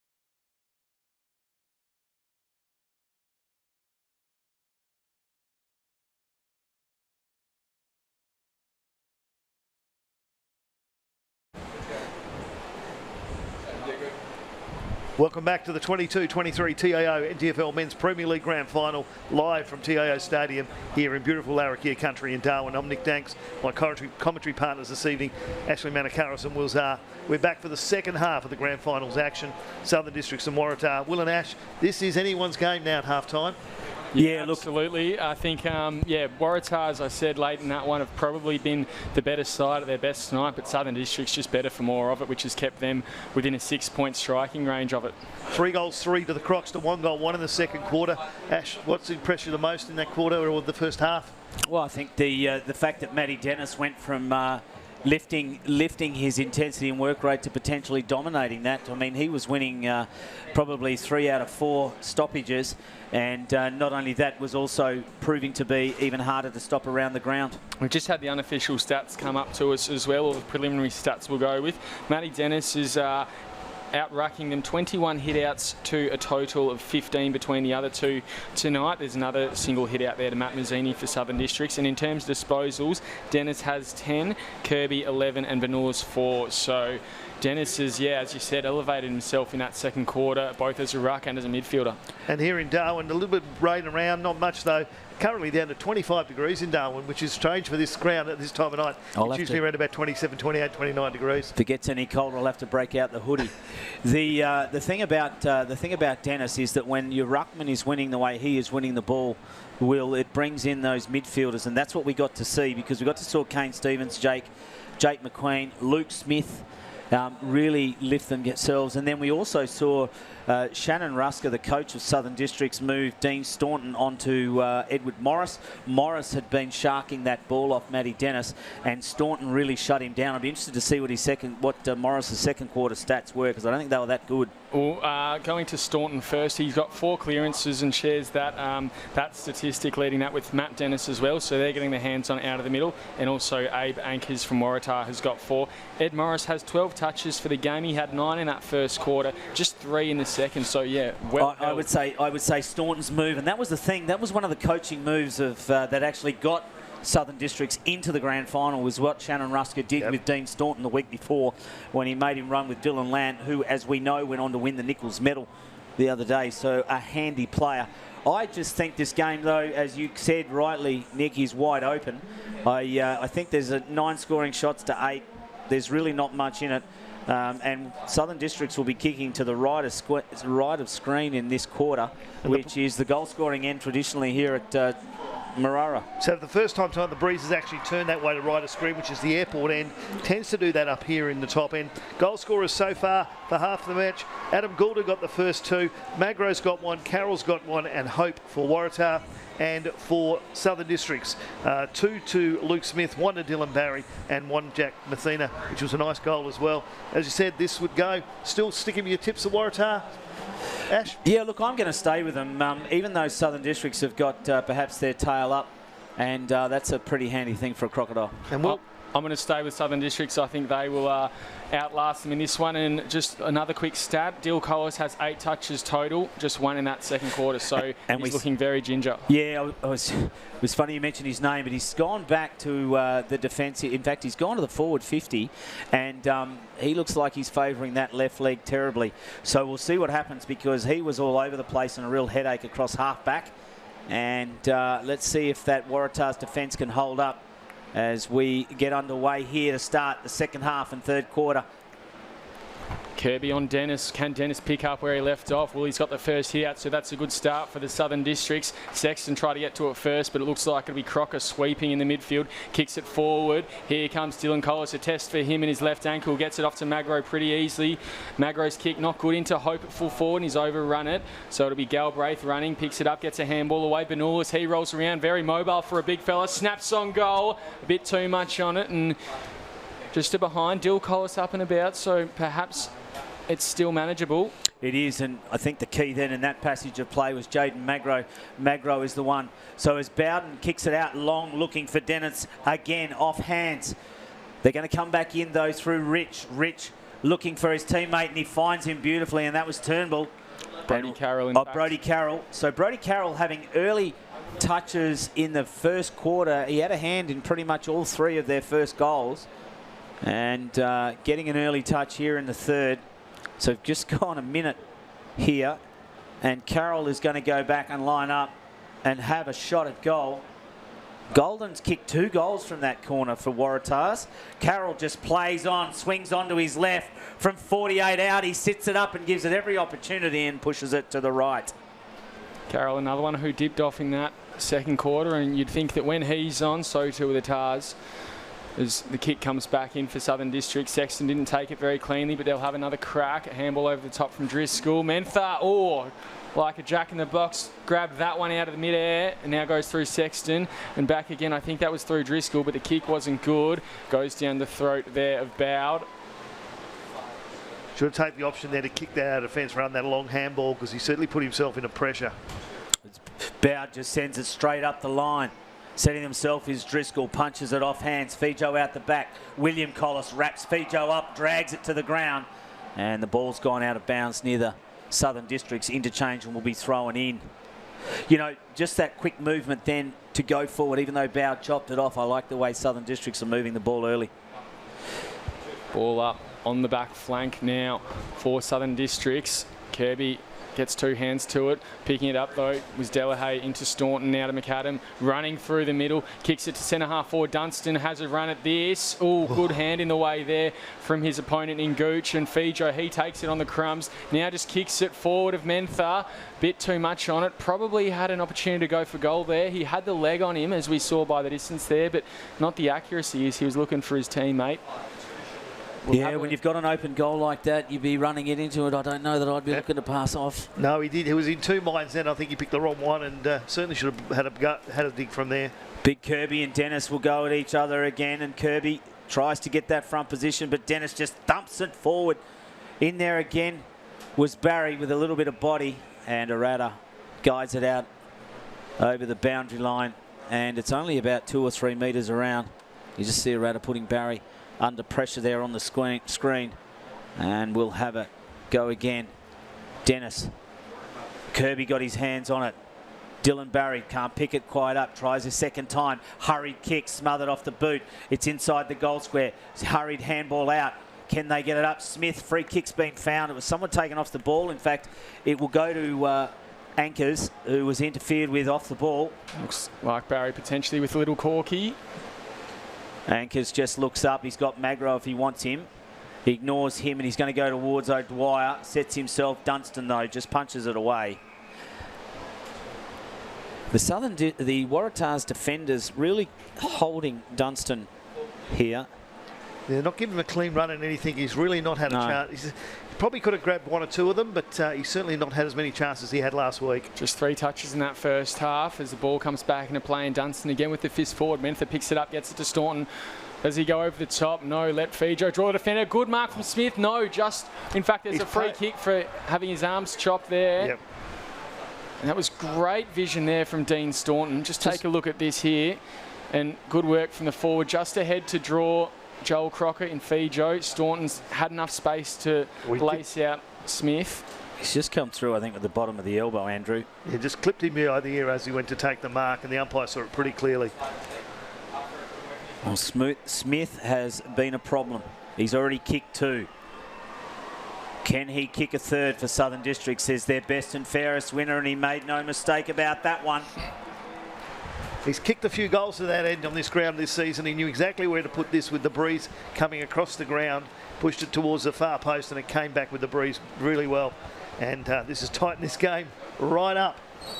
2 points in it now, 5 goals, 36 to 5-4, 34. As we watch the replay of the free kick here. And it's good work from Fijo, as we saw running forward. Just did enough to just there create a little bit of space and time for Staunton.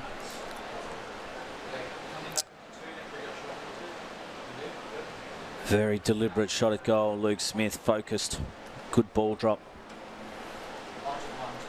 Back in the middle now.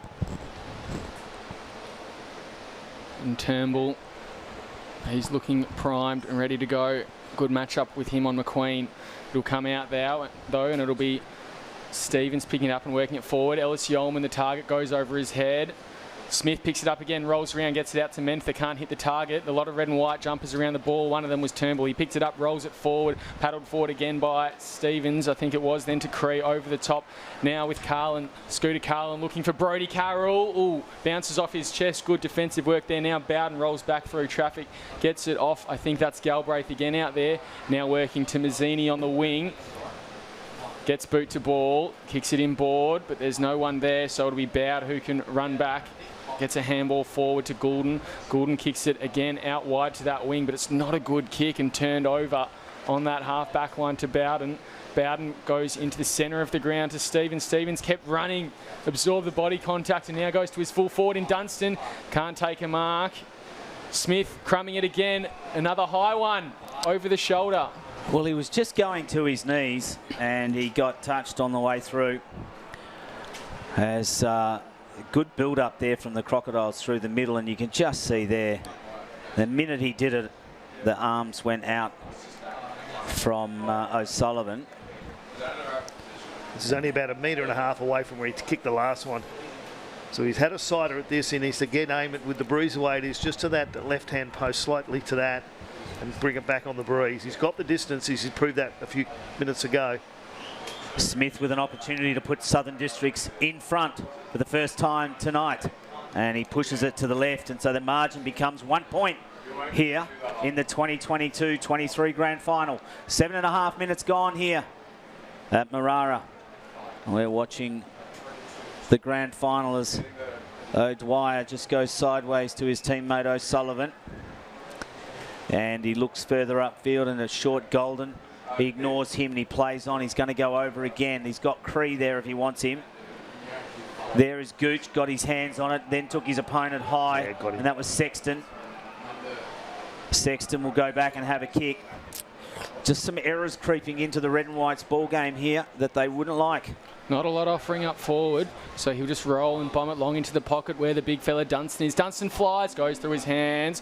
Andrew there at ground level, looking most likely. He picks it up and gets a kick away. Smothered though by Smith, and he rolls around. Smith is becoming a massive problem, really injecting himself on this game here. And he's a big game player, as we know. Won their best and fairest, was dominant last week.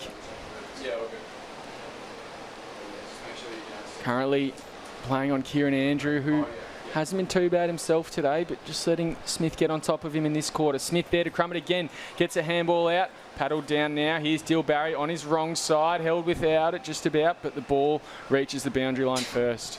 Well, Kirby, for my mind, is starting to claw back some of the dominance of Dennis. But the difficulty he's got is that people like Smith are the ones who are getting front position and getting their hands on it first. So Kirby and Dennis, here we go again. 25 metres around from the Southern District's goal. Coming through there was Stevens. He got one bite at it, second bite. Then Andrew just picks it up for Tars and puts it straight on the boot. Driscoll versus Hope. It comes out though, bouncing into the hands of McCree, who handballs over the top to the running Magro. Magro on the left foot got dealt with after disposal, and the ball's going to be moved downfield, and it's going to end up in the hands of Corey Rich, who will realistically go back and have a shot at goal. And Driscoll pleading innocence, but no need for that, because he took out Magro, and as a consequence, Waratahs will have a shot at goal. Corey Rich, handy footballer from Williamstown. First big opportunity they've had of this quarter, the Tars. I think they'd be wanting to put a cork in some of the run of the play that Southern Districts have had in the first half of this third term.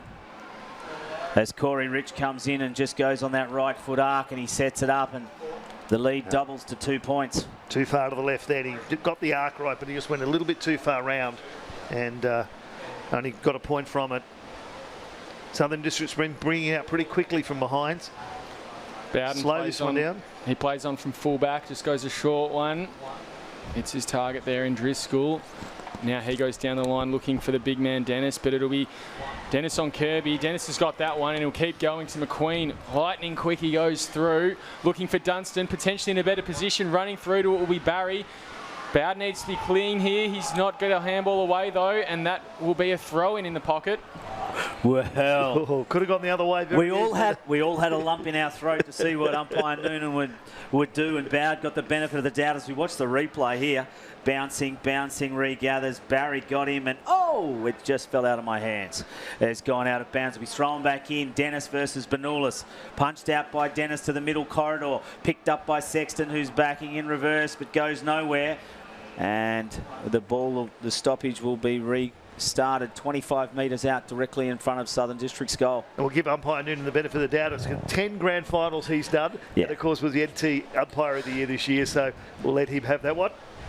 Dennis gets the hit out there, just working his way back now. Goulden, the clearance, though, goes beyond Magro and into the hands of Galbraith. He kicks it to full forward again. Dunstan comes from a long way back. Can't take the mark. Mentha again, he's springing up as well. Sexton rolls through, snaps on goal. It's offline. McQueen at the fall of it, getting to it now will be Shannon, takes it over, and he's slipped over the boundary line. This ball has spent a lot of time in that 50-metre arc for Southern Districts, but they haven't been able to capitalise yet. 1 goal, 1 this quarter is all they've got, and 3 points to Waratahs this quarter, but they should have had a couple more goals on the board with this much possession up forward. Dennis again with a fist forward now to McQueen. He breaks the tackle into the corridor on his left. That won't be a goal. Bounces off the fullback's chest. And now just fisted away again there by Andrew. He picks it up now. Tackled on the goal line. Handballs it through. What's the umpire going to call? Just a behind. Yeah, well and truly inside that 9-metre arc. And it'll be Golden that will restart play. Interesting comment being put to me that Dennis isn't finding his own team, even though he's dominating in the ruck. Interesting observation. 1 point in it as we come into up to the 13th-minute mark of the third quarter. Bowd's kick up to Hope. Driscoll was equal to it. Cameron Ellis-Yeoman couldn't get clean possession. Now it comes to Magro. Magro, quick hands from Crocker, punched away from Brodie Carroll. Ends up in the hands of Andrews. So Kieran Andrews just bombs it up. Collis just punches it away from Driscoll, who was dropping back. And has gone out of bounds. Will be thrown in the true centre wing position. Kieran Andrews slowly working his way back on top of his opponent Smith there as well. Joel Crocker just got hit fairly hard, then a tackle came straight off the ground and straight onto the bench. He looks all right though, but they are looking at his ankle. Benulis takes it out of the ruck, gets a handball over. Dennis, the recipient of it, intercepting. Staunton, that was almost a basketball pass. And he got feed for it. Yeah, Josh Giddy would have been happy with that. Absolutely, good pass. If you see it on replay, it's a volleyball. We'll just watch this replay before Carroll restarts. And there it is there. Yeah, that's right. Brodie Carroll just runs around his opponent, then puts it on the boot. In there was Robbie Turnbull. Turnbull, though, Galbraith got hands on it. Cameron Ellis-Yeoman with a bit of body. Gives it off to the running Bowden, onto the running Staunton, then on to Fijo. This is good build-up by the Crocodiles, looking for Dunstan. Dunstan got fingertips on it. There is O'Sullivan. Back in board from Bowd. O'Sullivan, O'Dwyer, handballs to himself. The loose ball, though, coming through is Andrew. Tries to just kick it around. This could be dangerous. And the umpire will ball it up and throw it in. Tars weathering the storm really nicely here. As we've said, it's really been in their forward 50 arc for most of the quarter. Andrew, well, his opponent's probably been the best for Southern Districts. He's probably been the best for Tars this quarter. Umpire gave him the benefit of the doubt there. The ball did come back in a fair way and then hit a bounce and went left. Benulis on Dennis, and it goes beyond all of them. Paddled forward. Ellis-Yeoman picks it up. Hit the deck. Yeah, got legged. He'll get a free kick from the paint of the 50. Yeah, if you see that on replay, Yeoman just got his ankle just tapped just as he wanted to step over, and good call by the umpire. I think he's got a pretty handy kick on him. Looking out here, the flags are dead quiet. Not that flags make a lot of noise anyway, but you know what I mean. And so, towards the goal kicking end, this isn't beyond him. He's got a pretty handy run up on him. Luke Smith got one earlier from pretty much the same spot. Waratah's crowd not helping Cameron Ellis-Yeoman get it over the line. That won't be a major, but it'll hit the top of the goal square, bounces over the back and through for a behind, and he levels the score for the first time since this game started. 15 minutes and 43 seconds into the third quarter of the grand final, and the scores are all tied up. 5 goals, 7 apiece, 37 here in the top end. As Gooch gets it. Gooch gets it, spins around. It's going to be Matty Shannon there, though, to intercept that, and he tries to get it back, and there's a hold being found, and it's going to go to Waratahs. And the recipient of that will be Corey Rich. So Rich can have a look forward. He hasn't really, he's got an option there from Dylan Collis, but he's just going to leg it long, looking for Hope the flyer. Up well and truly before acceptances. He wouldn't have got a start in the slipper, he went so early. And the ball will go to Southern Districts. Driscoll. He'll go across goal. And Will Collis is intercepted there. Driscoll gets boot to ball to get it out of the danger zone. McQueen will pick it up and go for a jog, you'd think. Goes back through traffic, gets around Magro, gets it to the big fella who kept it very nicely. Just barrels. Let's see his efficiency here into space. You'd say that Mentha and Staunton were possibly in a better position, but they both left it for each other, and running through the middle, I think, was Waratah. They work it out now, and it's Corey Rich. That's not a good kick, almost straight out towards the boundary line, but Shannon will pick it up before it gets there. Wasn't clean. Waratah, he'll have another crack. Goes for the ball, paddles it backwards. Staunton, he'll pick it up, get it to the run now of Barry on his preferred left side. Kicks it inside 50. Smith at the back, holding his body well. Gooch picks it up, it goes beyond them. Now out there to Benulis, a long way from home to O'Dwyer on his non-preferred left, but that kick will stick. Won't be marked by Cree though. He's wrapped up by McQueen. High kick, running back Mazzini, spoiled the contest. Here's Dennis, he can kick them from here. From outside 50, loads up. Dunstan in best position. Flies, can't take the mark again. And Mentha at the deck. Umpire calls play on. Now O'Sullivan in the back pocket. Handballs it off to Morris. How clever was that? They bring it out as Magro just takes control of it. The defenders keeping their composure for the red and whites. O'Sullivan and O'Dwyer working together. It comes back off Kirby though. Kirby's hands into the hands of, taken high by Will Collis. The umpire isn't going to pay it. And taken really high there was Duffy. And gets up asking the question. Let's just watch that. Yeah, that's definitely high. That was a high hit, but the umpire just, for whatever reason, didn't see it, didn't pay it as Kirby just punches it towards the 50. Running onto it is Carroll. Carroll with a short pass to Hope.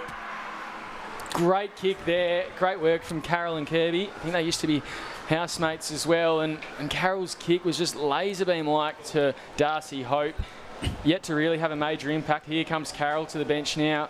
Hope's lining up for his second goal of the match. As Breeze has died off here. Yeah, and we just saw Dylan Collis come off limping then. So Darcy Hope, left hand forward pocket. Michael Long learning centre end. What's he going to do with it? Natural right footer. Sets it up and across, but I think it's going to drift right across. May even go out of bounds on the full. No, just snuck in for a point. And so with that, they edge up and take the lead. 38 plays 37. Waratah have led all night apart from a few minutes ago when we had the scores all tied up. And so it'll be a handball into Driscoll. He gets it further afield. And now bomb down that far side. Mazzini, the target, can't take the mark. Loses his feet but keeps possession of the ball. Think he might have a bit of blood on his eye as well as McLaughlin picks it up. Almost taken high. Gets a high one now in. Dunstan, will this be the mark he takes? No, bounces beyond him as well, but running back there. Dill Barry can't take it. Kieran Andrew tackled with the ball. Kept alive by Ellis-Yeoman on the boundary line, and the umpire says it's gone over now. Total desperation by the red and white defenders there, Will. Total desperation. We watch this. Barry was away, Gooch was diving, just interfered that one hand, then Andrew got a handball out. Cameron Ellis-Yeoman did his best to keep it in, but he was met heavily. They've done everything this half, the task to stop the Crocs from scoring. Dennis, he gets a hit out now, forward again. Gooch hands it over the top, had to be clean. They might still get away with it here as it comes through to the run of Carlin. Carlin, Hope fell over. Driscoll takes it and keeps going. Gets it over the top to Smith in a paddock of space. Tight angle. Great smother there. What a smother that was from Robbie Turnbull. Potentially goal saving the way Luke Smith's kicking tonight. And that gets a cheer. One of the biggest we've heard all night from the Tars fans. Yes, watch on replay. All of the Tars players came to him like he'd scored a goal there with that smother. He certainly saved one. Well, that's the type of stuff that lifts sides and gives them an extra leg. As we see Turnbull, he's off to South Fremantle. Look at that. He's off to South Fremantle at the end of this season. Bounced away. Then in front, Anchors with a hurried kick. Darcy Hope gets it on the first bounce, second bounce, but a free kicks. In fact, the siren sounded to end the quarter. There we go. We're so entrenched. Only 52 seconds because there was no goals kicked. Absolutely. 5 goals, 8:38 to 5 goals, 7:37. We'll be back with you shortly here at TIO Stadium in Darwin.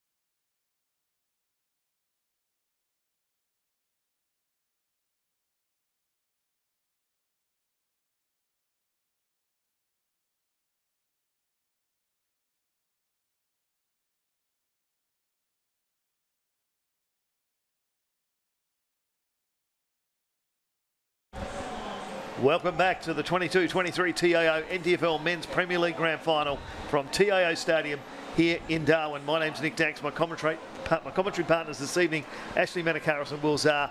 Well, the final quarter of TIO's 22-23 season, boys, and we've only got 1 point in it. Will and Ash, anyone's game, as I said at the start of the second half. I'm going to stick to my guns here. I've been with Districts all night, all week in fact, but teams don't usually lose grand finals from leading at three-quarter time, so they've got an uphill battle. But I think the fact that if they can just keep peppering away at that forward line, as they did in that third quarter, something's going to let through and they'll get their way in front. Well, the way I look at it is I tip Waratahs at the start, and the third quarter's the Premiership quarters. Tars are a point in front. So 20 points at quarter time, 6 points at half time, 1 point in the third quarter. For the bipartial supporters, they'll love this game as we go into it now. Goulden, the first clearance, just threw it onto the boot without taking possession. Carroll at the fall of it. Bowden got a fist in the way. Ellis Yeoman will pick it up, and he does the same sort of thing. Kicks it without possessing it. Bousted at the fall of it, gets a handball up to Staunton. He works it forward now. Smith, he takes a mark from 50, looks to play on straight away. Smothered on his way through. Probably should have taken some time, but he'll have another crack, you'd think. Picks it up on the rebound, and Andrew, he just sharks it out there into the pocket. Dunstan, he should be first to it if he can beat it over the boundary line. He does. He keeps his feet, gets a handball inboard. Don't know if that was the right option there. He keeps his feet again, but Tar's just cleaner with the ball. They work it out now to Cree, and it goes over the boundary line. Yeah, he thought he had more time than he actually did, and it was O'Dwyer who closed up that space and gap, and all of a sudden Dunstan turned, and O'Dwyer, who has been one of Tar's better players tonight, has managed to close that gap up. Important boundary stoppage here for both teams as Dennis. It looks like Kirby got his hands on it first. It's going to come to the hands of Cameron Ellis-Yeoman, who puts it straight on the boot, takes a step, punched away there. It was the number 14 for Waratahs. And they keep going Crocker, and it's come to Mentha. So Mentha will set it up, looking for his teammate Smith. Smith got one hand on it. Smith's already kicked 3 so far in this game.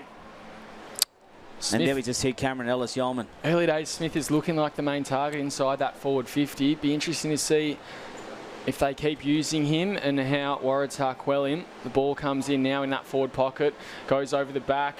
Mazzini in a bit of a wrestle there. Kick got out of there. Umpire calls play on. Now comes back. In fact, it'll be Corey Rich who rebounds it and just kicks it out. So another foot race between Bowden and Carroll. Really good contest this one all night. Carroll on his wrong side had to turn inboard, and he did very well. Had support there. I think that's Corey Rich again. He goes now to the lead of Magro. And good fist in the back from Driscoll. But Goulden, he kicks it forward. They've got a runner, and Hope all by himself takes it. Oh, hits the deck though hard. That looked a bit nasty. Dennis on the ground gets a handball away. Has another crack, taken to ground. Umpire calls play on. McLaughlin gets it out of there, but there's a man behind play, and it's taken there by Eddie Morris. So Waratahs can set this up through Morris. Morris just plays on quickly. It's a helicopter kick. Carroll got fingertips to it. It's going to bounce out the back. Magro softens it at goal and through to the right. There was a mismatch of numbers there for a moment. Waratah had 3 guys up forward line with 1 defender for Southern Districts. Don't know how they got out of that then, Districts, but they did. So the kick out from full-back from McAdam finds Galbraith. Galbraith been handy tonight. He finds Fijo in the back pocket. They'd love him to make the most of his pace in this final quarter. Break the lines a bit. He doesn't really like any options he sees. So again, we'll just bomb long. This time, Mazzini, the target down the field. Goes beyond him and Bowd. Mazzini kept running. He's got pace behind him. Just keeps in front of him very well. Almost tripped over, half kept his feet, and the ball paddles out. And great transition there. It started with Fijo. They've taken the ball about 90 metres there from, realistically, just the one touch. Yeah, at the moment, the 2 half-back lines certainly keeping control of this game. And Southern Districts defenders up to the mark so far. Benolis, he's got his right leg strapped now. He comes up against Dennis. Dennis gives a handball, gets interfered with. Cameron Ellis-Yeoman just uses his body, tries to shake it off. Fijo just threw it away, loose on the ground. High tackle's been found, and it's going to go to Southern Districts. And it's going to go to Crocker, Sexton, as everyone sits up. In the coach's box there, Ryan Ayres just looking to see, and it's Jack Sexton who'll go back and have a shot at goal. One of the Crocodiles' better players in the lead up to this grand final. So this you would think is doable for the Crocs. 2 points the difference. 39 plays 37. We've gone just over 4 minutes as Sexton comes in and sets it up and pushes it to the left, and we go back to a 1 point margin, the same as it was at 3/4 time. Yeah, 5 goals, 9, 39, 5, 8, 38. As the Waratah bring it back into play. Tennis key to this last quarter as well. We've just had the preliminary stats come through. 11 hit-outs to 3 for the quarter to him. That's not a great kick coming back inboard, and it's marked by Bowden from O'Dwyer. And he's about 80 out, so won't score from this kick, but it puts him in a dangerous position. A lot of red and white jumpers back, so he goes into the pocket. Is that a mark? No, not quite from Sexton. He hits the deck going for the ball. Dunstan, he picks it up. Gets a handball out wide now. I think it was Duffy over the top. McLaughlin in the corridor. Hooks it and puts them back to scores level. 5 goals, 9 apiece, just after the 5-minute mark of the final quarter of the 22-23 TIO NTFL season. And we are all square here. Just waiting for a ball to come from the Michael Long Centre. The netting is up. So we're all square here, and the game is going to, the ball will be restarted here, and it'll be Bowd that'll bring it back in for Waratahs. And we can't have a draw tonight. We must get a result tonight with extra time. As Bowd goes to the far side looking for Waddy. Waddy is just punched forward though by Benulis. It's a foot race. Carroll's there. Gets it the first time, dragged high, then gets taken high again. Save Anchors. It's Anchors, sorry. Anchors just doesn't worry about that. Plays on quickly. Picks out his teammate, and that is Turnbull. Hope is full forward, pointing to the girls, telling him to go back and slot it.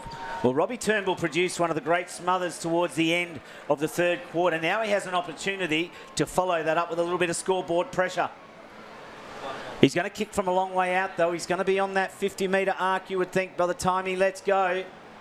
He's given himself every opportunity, and he kicks from the 50-metre line and sets it right up and pushes it through, sneaks it through. And the red and whites are 6 points up. Another twist and turn.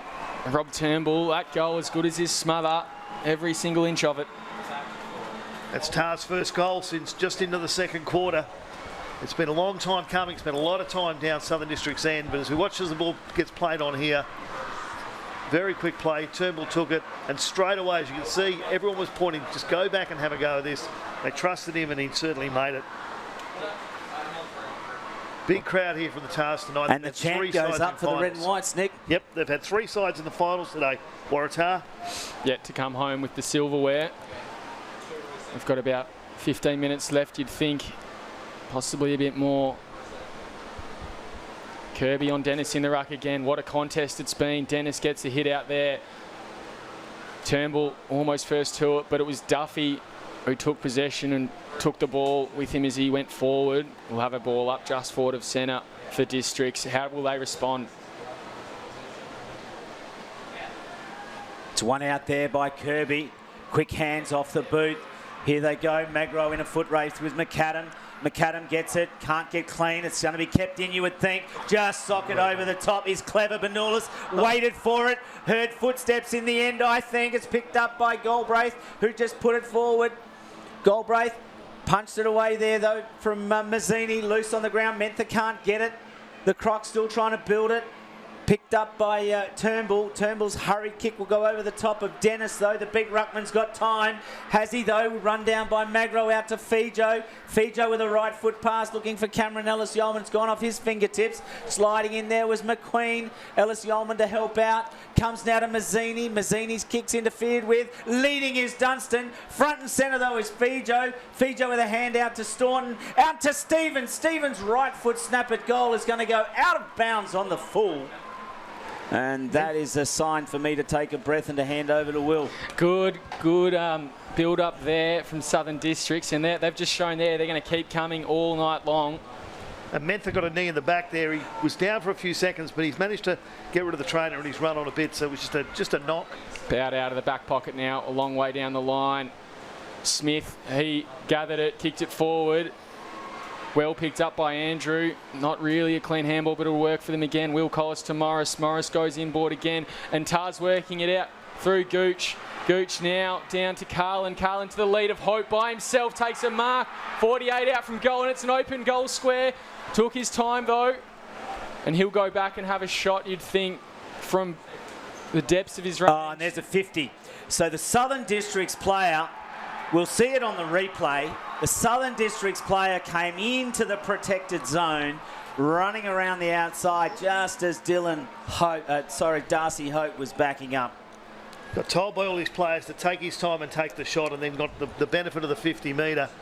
He'd have blazed away early. They've done it really well all night, Tars. They've just lowered their eyes and taken their time. This is the second time in a row they haven't taken the quick shot. They've taken time and gone back to kick it. And now with the benefit for the 50. Hope just one goal tonight. Comes in now. Makes sure of that one and puts them out to a 12-point lead. Is that 23-year drought coming to a close?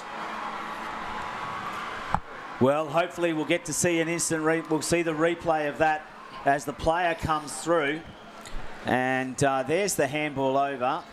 This is a great build-up out of the back there. The quick hands, they've really done it most of the night. And Turnbull again. And Gooch just lowered his eyes. He'll get it in a second. It was Carlin. Carlin picked it off. And there's Hope. Hope goes back. We won't see it. But in between there, the Southern Districts player just came through. So one of those, as you described them, Will, coach killers. As we come back into the middle, Benulis is now in there for the red and whites. Waratahs. Dennis, though, wins it out, taps it backwards. Stevens dragged off as he got a kick away. Carlin picks it up, puts it straight on the boot. Front position there, couldn't take it, was Turnbull. Kirby resting Ruckman now inside the 50. Picked up, though, by Smith, who's been useful up forward. Picks out the youngster Bousted. Bousted plays on quickly. Southern Districts Junior sends it up, looking at for his teammate there and Dylan Barry. Barry's got Bowed to beat, plus a couple of others. Cleaned up by Andrew across, though, to Gooch. Gooch balks one way, then goes the other. Handballs over the top. Picks out O'Dwyer. Dwyer's kick's touched off the boot. Collis is waiting for it. Whoa, he just got taken out over the boundary line. Unnecessary, and Will Collis will get a kick as a consequence. Didn't look like there was much in that. Let's just have a quick look on the replay here. It's Collis. He's come from a long way back. He's come from a long way back, but there wasn't a lot of force in it. And so rolling around now is Stevens. He's got possession at half forward. Beautiful kick. Fijo paid the mark. Too far out to score, you'd think. You're already looking to give one off quickly. Appealing for a 50. Magro being told to exit the zone. He goes a short one in. Barry just goes through his fingers. Yeah, chop. And there's a free kick. Pushed him under the ball then.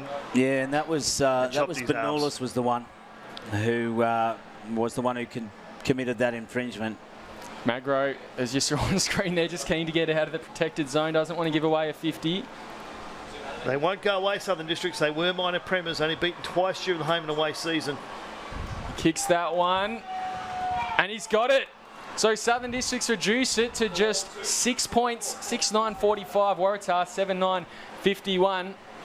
Another twist and turn in this grand final. Yeah, Dylan Barry did all but put a saddle to ride that home. He there's the quick mark, and then Fijo just looking upfield. He had Barry, and there's Barry, and he just guides that. Look, he's riding that home, and then he's happy with it once it's through. So one goal the difference, 13-minute mark of the final quarter here at grand final here in TIO Stadium in Darwin. Dennis and Kirby has now gone back into the middle. To Ruckman, one out by Dennis, just tried to grab it. Socket off the ground by Anchors. Magro's there, can't get it. Waddy tries to pick it up. Hurried handball away to Cree. Cree just threw it out, and I think he's going to go, and he is. Advantage is paid. Sexton, underground handball to Dennis. One-handed handball is classed as throw. And the free kick will go to Brodie Carroll. So Carroll, well, that's an indication of the pressure. Still plenty of time left in this game. Perhaps they didn't need to rush as much as they did as Carroll. Plays on. Waratah's skipper sends it up. Dropping back is Mazzini, met heavily by his own teammates. Comes out to Magro. Free kick will go to Mazzini, though. And Mazzini, eyes only for the ball then. Yeah. Very brave, and he had about 4 tars coming from different directions, just sandwiching him in there. He'll take a second to get up. Just have a look at this. Oh, just missed it on replay there. But Magro would have been away as well, so dangerous position there. Well, Mazzini actually came to Darwin, or is it Bowden? Sorry, we called it as Mazzini, it's Bowden, who was underneath that contest. As Bowden just goes sideways and gives it off to Fraser Driscoll. Driscoll, though, can on the run and send it up.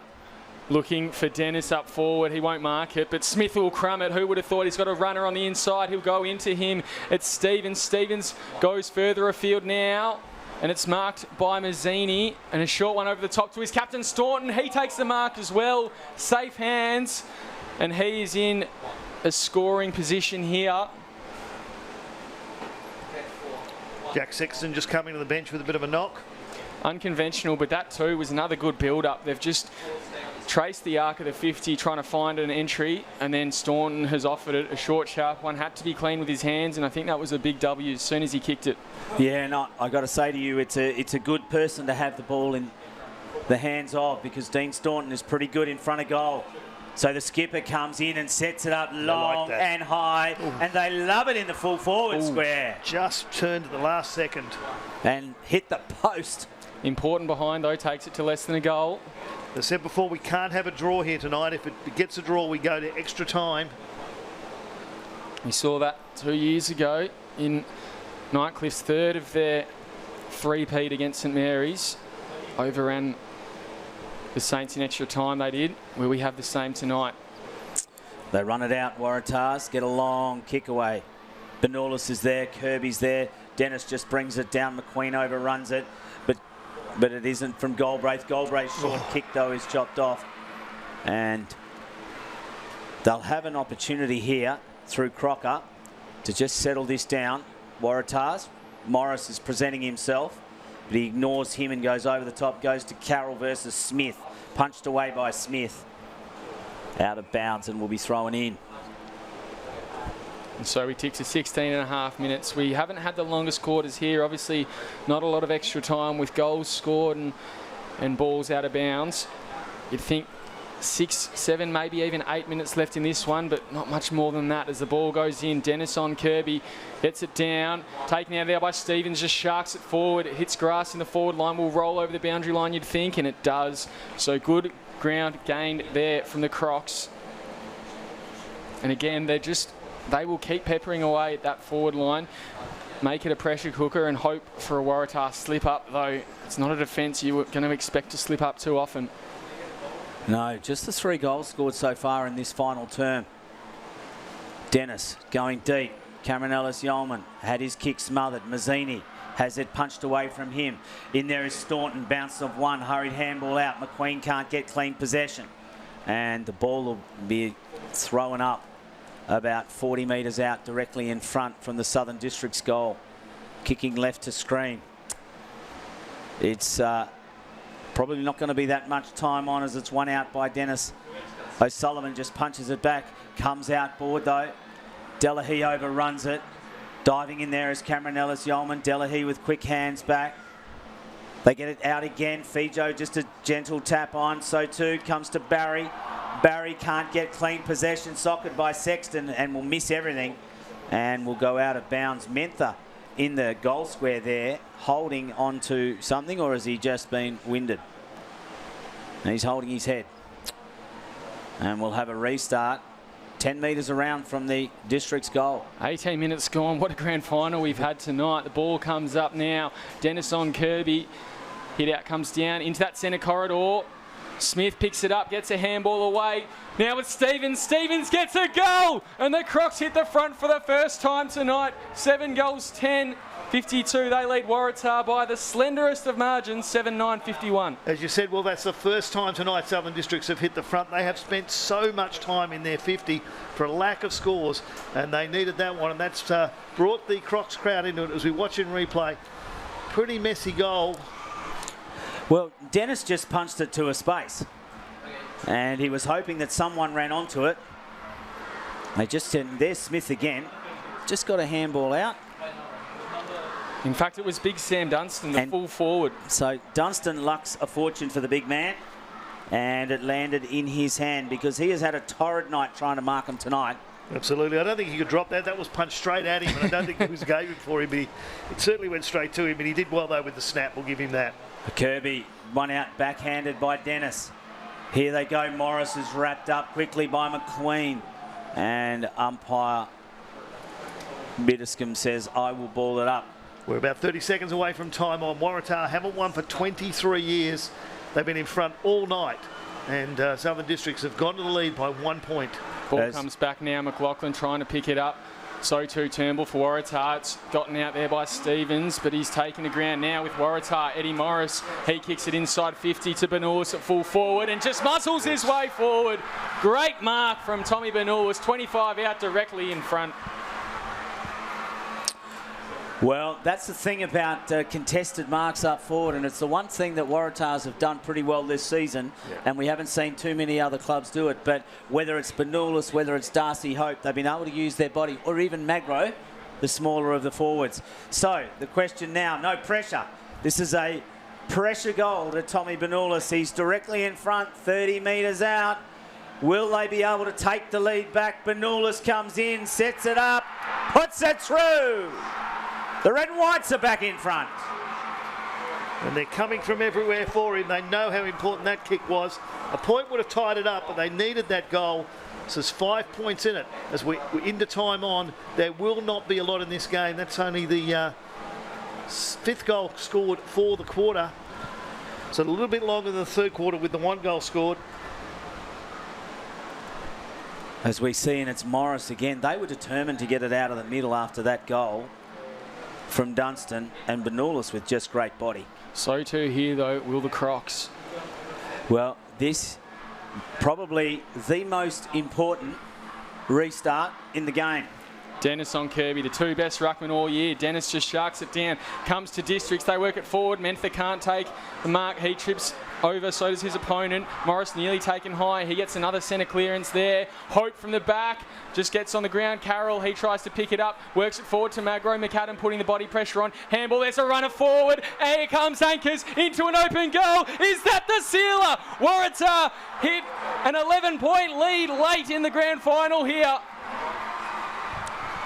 They've come from everywhere again. They got a bit of a scare there when Southern Districts hit the front, but they've bounced back with two quick ones. It's been a big day for Waratah. 20 points at quarter time, they were leading 6 points at half time, 1 point at three-quarter time, and now 11 points at the 22-minute mark of the final quarter of the grand final. It's a tough one from here. The Districts have to score twice. 23 years since Waratahs have won a flag. They've gone through 23 weeks of home and away and finals to be here tonight. Is that the magic number, 23? We'll know in a moment. We'll get to a restart. Kirby is the one who has it on him as Dennis. Dennis wins it out, punches it forward. Sexton can get a bounce, and he does. Gets taken high. Play on is the call. Picked up there by Will Collis. Collis with a left footer. Out to Corey Rich. Rich is just saying, slow down, we've got time. And it's been asked to come around, so play will slow down. We're at 22.5 minutes gone here in the final term.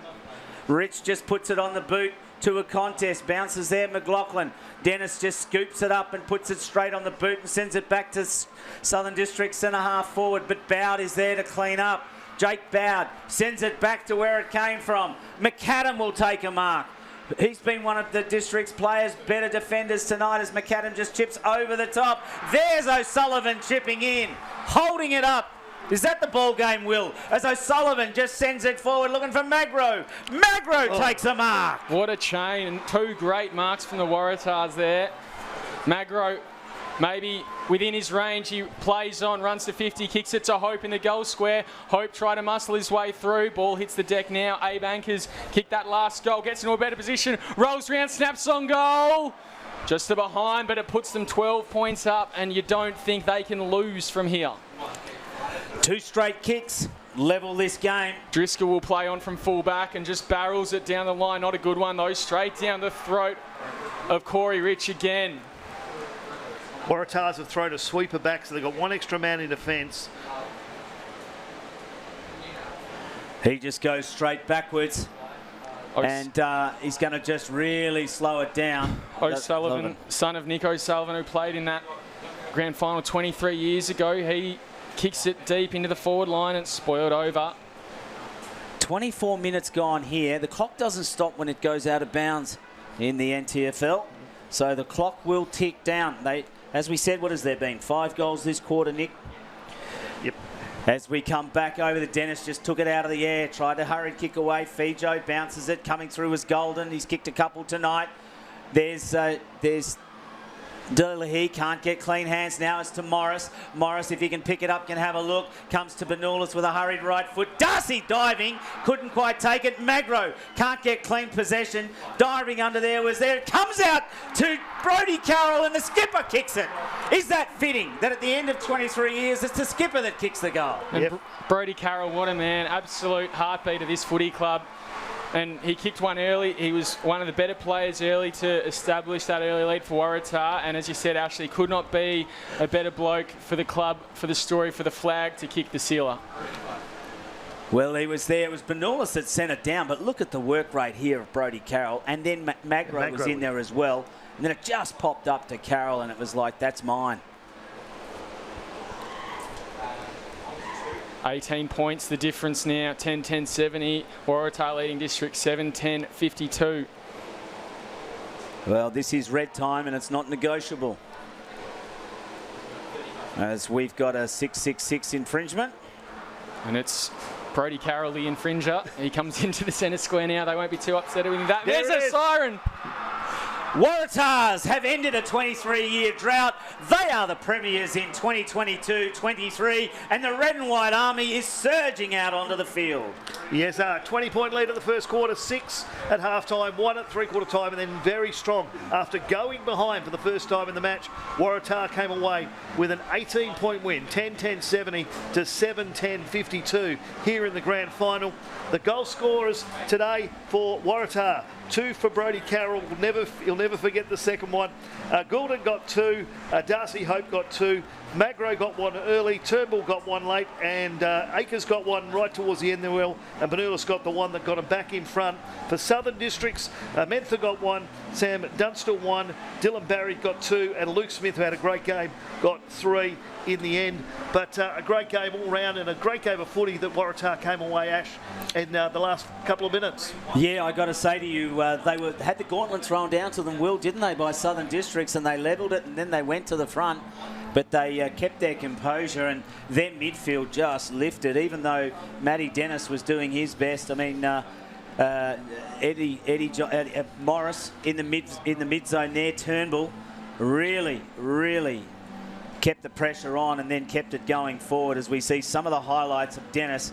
So Matty Dennis did a great job all night for the Crocs, but in the end, it was just people like O'Sullivan and O'Dwyer and some of the mid-zoners. There by Turnbull as well was a fantastic one. And I think you look at Waratah's list tonight, you look at the results over the season, they didn't finish minor premiers, but probably were the most consistent and the better side all year. And tonight they didn't really have any losers around the ground. Their back line was stoic as you've ever seen. Their midfielders just shared the load between them all. Kirby didn't win the ruck, but he and Benulis definitely played a very good double teaming act against Dennis, who, while he was one of the better ones, Kirby and Benulis didn't let him dominate the game. And up forward as well, they had a good share of goal scorers.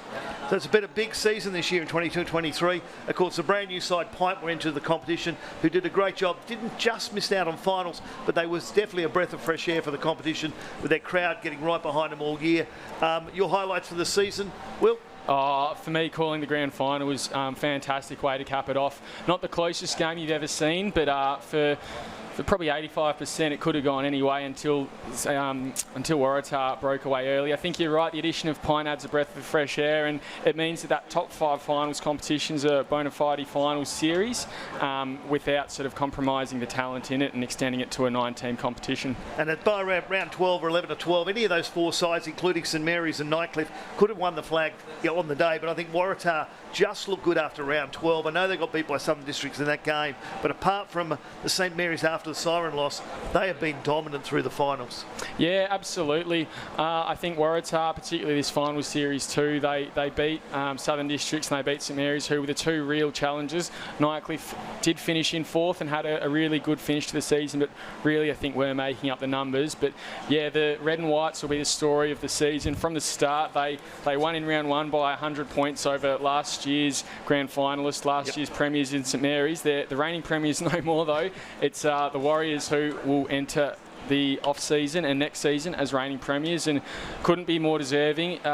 23-year premiership drought. It's been a long time between drinks, and as we mentioned a few times, Nick O'Sullivan, his old man, Jack O'Sullivan, his old man Nick O'Sullivan was part of that flag back 23 years ago. I think it would have been 1999, and yeah, his son Jack, a really important part of the one this year, and fitting that he also had a few late touches in this game. As we're just waiting for the presentation, big crowd of Waratah supporters on the ground have said they've had 3 teams in the finals today. They missed out on the first 2 games, but they'll forget about that when they go back to the club room tonight with the senior side, the Premier side winning. Your highlights for the season, Ash? Oh, look, I actually have to say I agree with Will in terms of pints. I think they've been a tremendous addition to the actual makeup of the teams. I know there's a bye. Sadly, we may not see that bye taken away next year. They'll keep it with the Tiwi Bombers. I don't think Banks will want to come in, although Banks could be a worthwhile addition to make it 10 teams. I also have to say that I think Waratahs will actually be of the season, because Waratahs at the end of 23 years, they've set a bit of a standard. Even though districts finished minor premiers, they didn't play the same style of football that Waratahs did.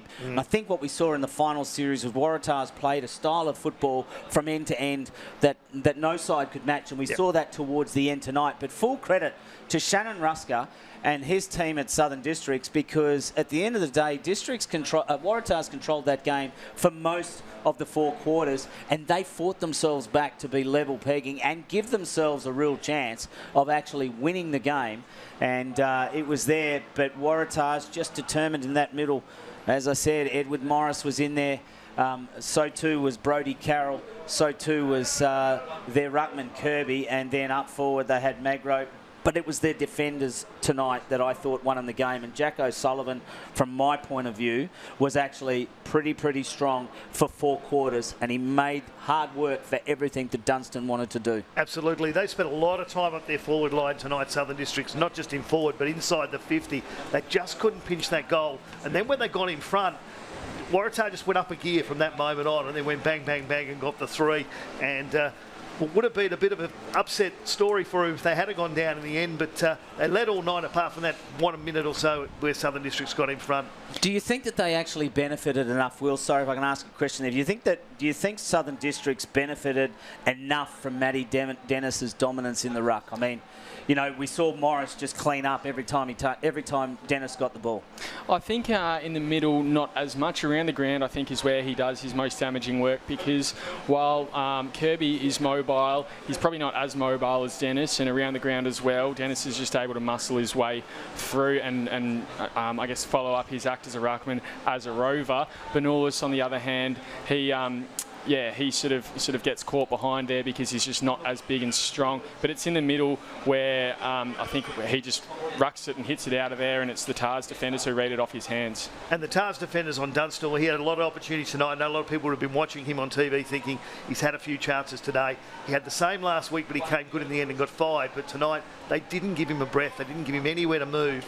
And even when he tried to knock it down in front of the pack, he got away with it a couple of times, but they cut that out in the end as well. It is, and Luke Smith became their option and target, and then Mazzini became their target as well, which was a bit of a problem, because Smith was always going to run into a brick wall, and there were a number of players there. The loss of Dylan Collis early, and I haven't talked enough, you spoke about him, but Brodie Carroll was inspirational there in terms of he didn't perhaps, you know, over the 4 quarters, but he played some really important leadership cameos in that first quarter where it was set up, and eventually towards the end there, and it was fitting that he actually got that goal. And even more so, the Carrolls are such a big part of the Waratah Football Club. Obviously, Shane, I think is his fondly known Jacko. He's been volunteer of the year in the NTFL, let alone the club, for a number of years. I know his big sister Geordie, she was in town today to support him as well after moving down south. His brother Brock Reynolds played in Div 1, in the Premier Reserve grade today as well, and unfortunately didn't come away with the chocolates. And of course Pooh, who's been coach of the Div 1 side for a number of years as well. The Carrolls are as entwined as a footy club as you'll ever come across, and Brody, he's not the biggest footballer. He's not necessarily going to kick a goal from everywhere on every single day. On his day he might, but he's just thick, he's tough, he bleeds red and white, and it's days like this as well where he'll win a contest against a bigger, better opponent, and that's exactly what he's done. And let me also pay credit to Ryan Ayres and also the Waratahs club for sticking with him, because he's helped keep them momentum going for them, get them forward. They had a crack last year. They were well beaten in a grand final, let's be honest. They said they hurt over the off season. You always do, apparently. You've got to lose one to win one. And Ryan Ayres has been at the forefront for them over a number of seasons, and he's built a real good culture, a real good discipline amongst the group. I think we got to see that tonight. And we've got to see it on the training track. A large chunk of them went and played over in Cairns in the off-season, but stayed here and still got together. So I think that was an added benefit. I asked the question, who's the fitter of the two sides at three-quarter time? And you agreed that Waratahs were probably the fitter side. And I think Ryan Ayres can take a fair bit of credit. And last night they came from behind to win their under-18s boys against a very good St Mary's side. So, maybe next year we might see them perhaps with a little bit more depth. And the reserves are in the final as well. Yes, they've had a good club. It's a fabulous ground at Gardens Oval where they play as their home ground as well. So they've got that advantage for this season. But a couple of guys, one of them in particular, head off to South Fremantle next year. So they'll lose that. But they were pretty good tonight, and as I said, from round 12, they had a look back at all of their games from then on, and they looked pretty dominant for that second half of the season. A slightly blurry screen there, but you can just see the emotion on some of the guys' faces. There's Eddie Morris at the back as well. We just saw Nick and Jack O'Sullivan there together, I thought, on screen. And Southern Districts look a little bit downhearted. But, Charlie McAdam, who's in the screen there with his shoulder strap, should hold his head up, because I thought he had a great game tonight across half-back for Southern Districts. Yep. He's actually had a very good final series, to be honest with you. He held it together in the back line, was clean with his ball in terms of collection, and clean with his disposals, and did his job. But you know what? There's not much you can do when the ball keeps coming in repeatedly, but he kept running it out. So, I think Shannon Rusker, whilst he'll be disappointed, whilst he'll be annoyed at what could have been, I think in the large part, though, he had a number of contributors tonight that he'll be happy with, and some players who stepped up a notch to meet that grand final level.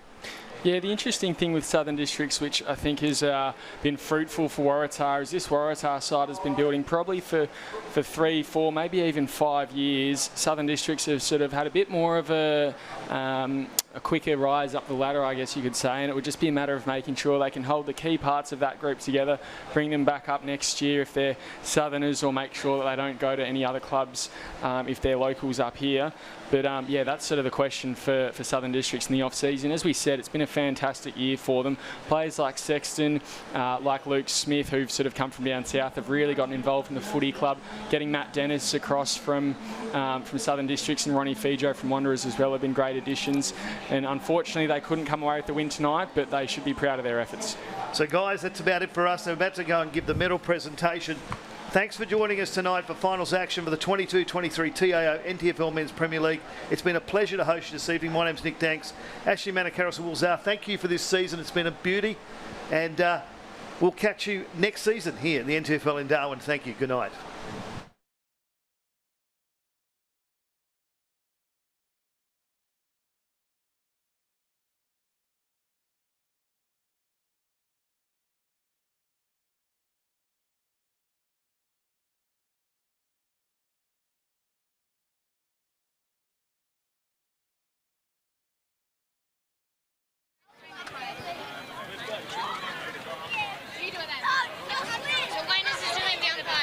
Okay, so what's your name?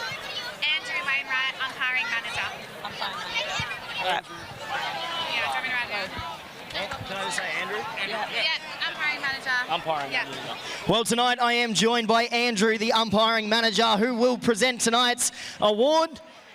Starting it off with the umpires' medals. If we can get the umpires to come on up and collect their medals.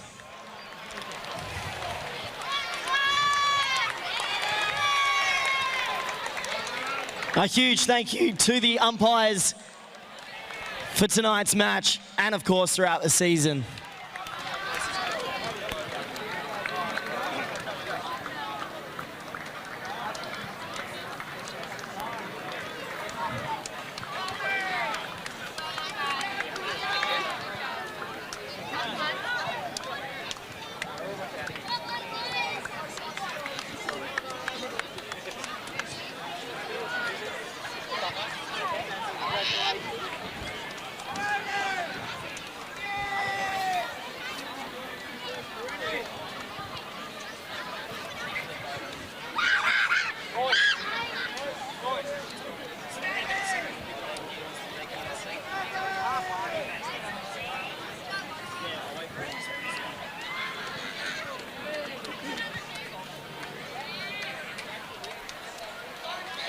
Can we get a big round of applause for tonight's umpires?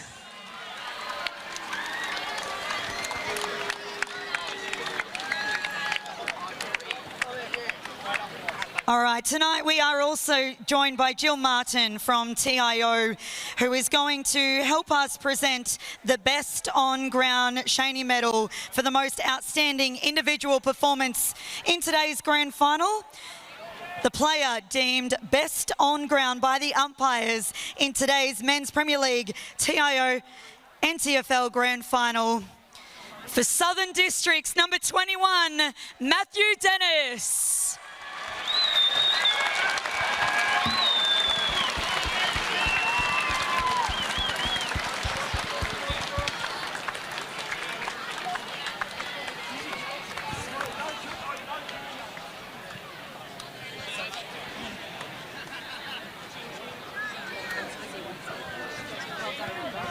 Well done, Matthew. Now, could I please ask Shannon Rusker to come forward from Southern Districts to say a few words? Yeah, Shannon. No worries.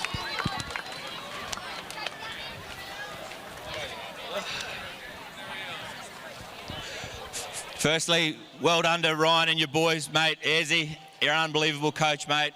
You boys have worked very hard over the last few years to get to where you are, and credit where credit's due tonight. The better team won, and obviously you enjoyed the spoil, so well done to Waratahs. To the supporters out here, unbelievable. The crowd was the best crowd we've seen in a long time, and that's what community's about, and that's what we need all the time, because without you guys supporting us and us then supporting you and putting on a spectacle like tonight, I think that was probably one of the best grand finals that will go down in history. So well done to all the supporters, unreal. All right, to my lads, hey, super effort. It's good to be back in the hot seat coaching and having you boys with me by my side. Couldn't ask for a better bunch of blokes. Hey, unlucky tonight. We battled really hard, and that's what games of footies are. You've got to play right to the final siren, and we did that, and we can walk off with our heads high. So thank you to everybody. Enjoy your night. Thank you so much, Shannon. Yes, one hell of a fight by the Southern District Crocs there. We'll move on, and I am joined by Luke Taylor, who is going to help us present the John Taylor Medal for the winning coach in the Men's Premier League Grand Final. Can you put your hands together from the Waratahs, Ryan Ayres.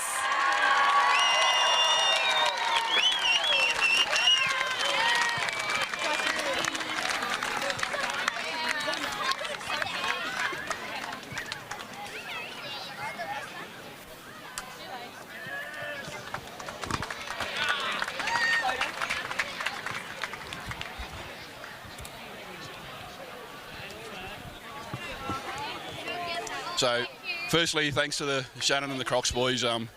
Shannon's been one of my biggest mentors in the coaching as well. I've learned so much from him. I think the respect that I still show Shannon and vice versa is paid off between the actual teams itself as well. To see a hard-fought contest like today, you know, with so much respect, it's, you know, yeah, it's unreal.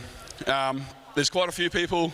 This is actually my first ever premiership, so there's quite a few people that I should probably thank. And to start with, that's my family. Mum, dad, siblings, my wife Lara, my boys. they've been there from day one, and it's, you know, you don't always have families rocking up watching every game that you have, even as an assistant coach and everything else. So to have that support, thank you. To the umpires and AFL-NT, again, it's said all the time, without you guys, the show doesn't go on, so we really do appreciate it. And I know it's tough because you've always got to try and keep everyone happy, but it's probably one of the hardest jobs to do. So, volunteers, assistant coaches, Jez, Eddie, Coot, Shrek, Krugs. I don't want to forget anyone. Then there's a couple others as well. So Coot, Sue Kotz and Steve Kotz, they've been there for the last 15 years doing absolutely everything for this footy club, so thank you. To our sponsors as well, you know, the club at the moment is in a really good place, so thank you, Rowan and Earl, for what you're doing at the moment with the committee as well. So to have 4 teams representing on grand final weekend is absolutely unreal. So to have that, you guys are driving our sponsors as well. So the sponsors, you know, there's a big sign up there, they'll throw up for free as well. So thank you to our sponsors and everyone else. To our players, absolutely unreal. You know, sacrifice after sacrifice, both teams do it. Moving up here, putting your lives on hold to come up and represent the footy club. Thanks, guys. I'm going to love you forever. And to the supporters, she's coming home.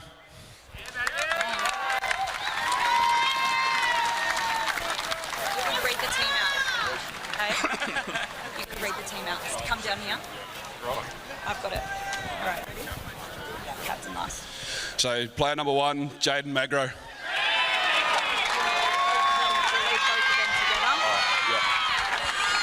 once he's given the hat over, go to the next one. Yep. Yeah, so go now. Number 5, Tom Cree.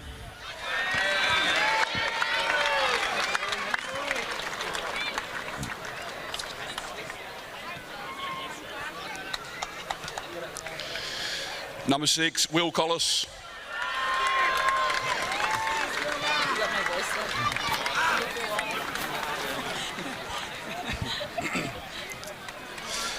Number 7, Robbie Turnbull.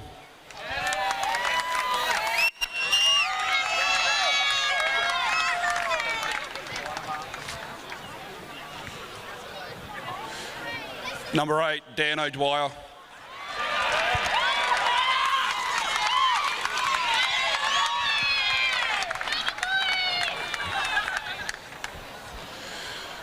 Number 9, Jake Bowd.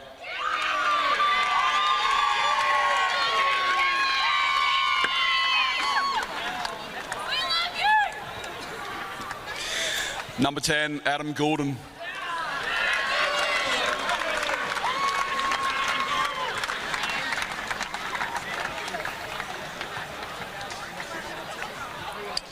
Number 11, congrats to him for his under-18 Premiership last night too, James Waratah.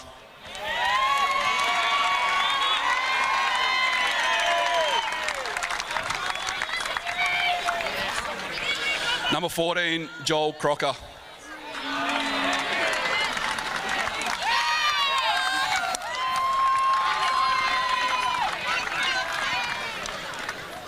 (15) Corey Rich.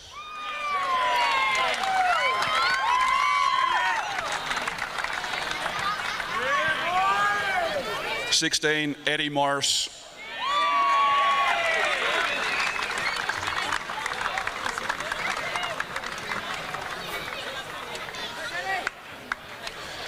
(19) Nick Gooch.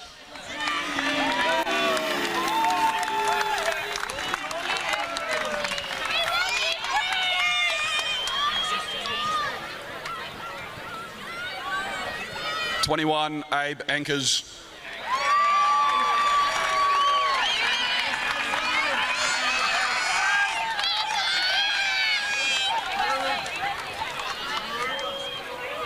(22) Scott Carlin.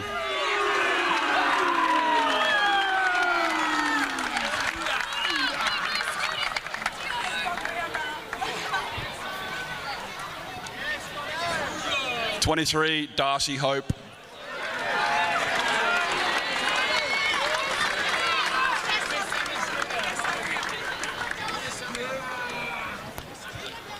(24) Jack O'Sullivan.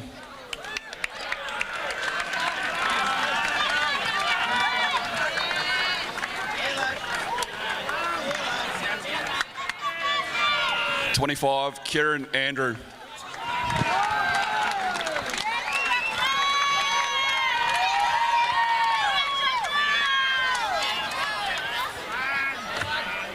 (26) Tom Benuelos.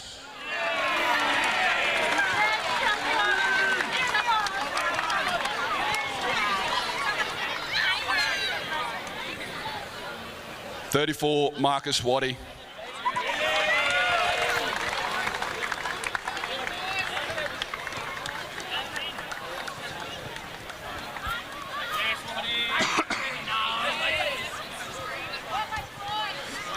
(36) Arnold Kirby.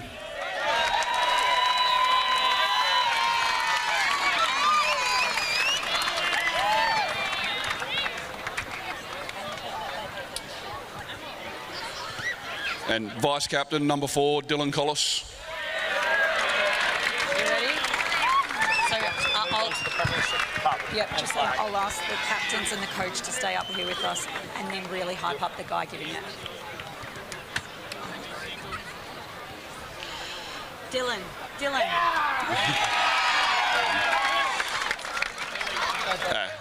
Captain of the club, number 3, Brodie Carroll.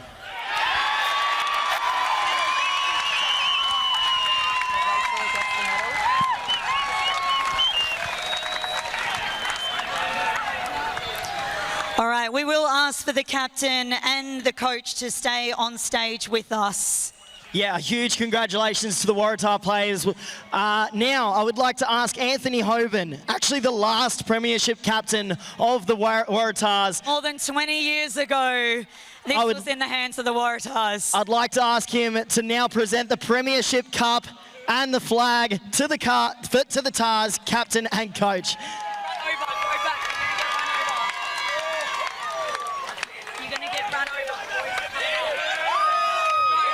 Ladies and gentlemen, your TIO Men's Premier League Grand Final winners, the Waratahs! It's a high-flying flag, it's the emblem for which we fight. It's the emblem of the team we love, the team of the red and the white. Every eye gleams bright for the red and the white as we sing this song to you. What do we sing? Should old acquaintance be forgot? Keep your eye on the red and the white.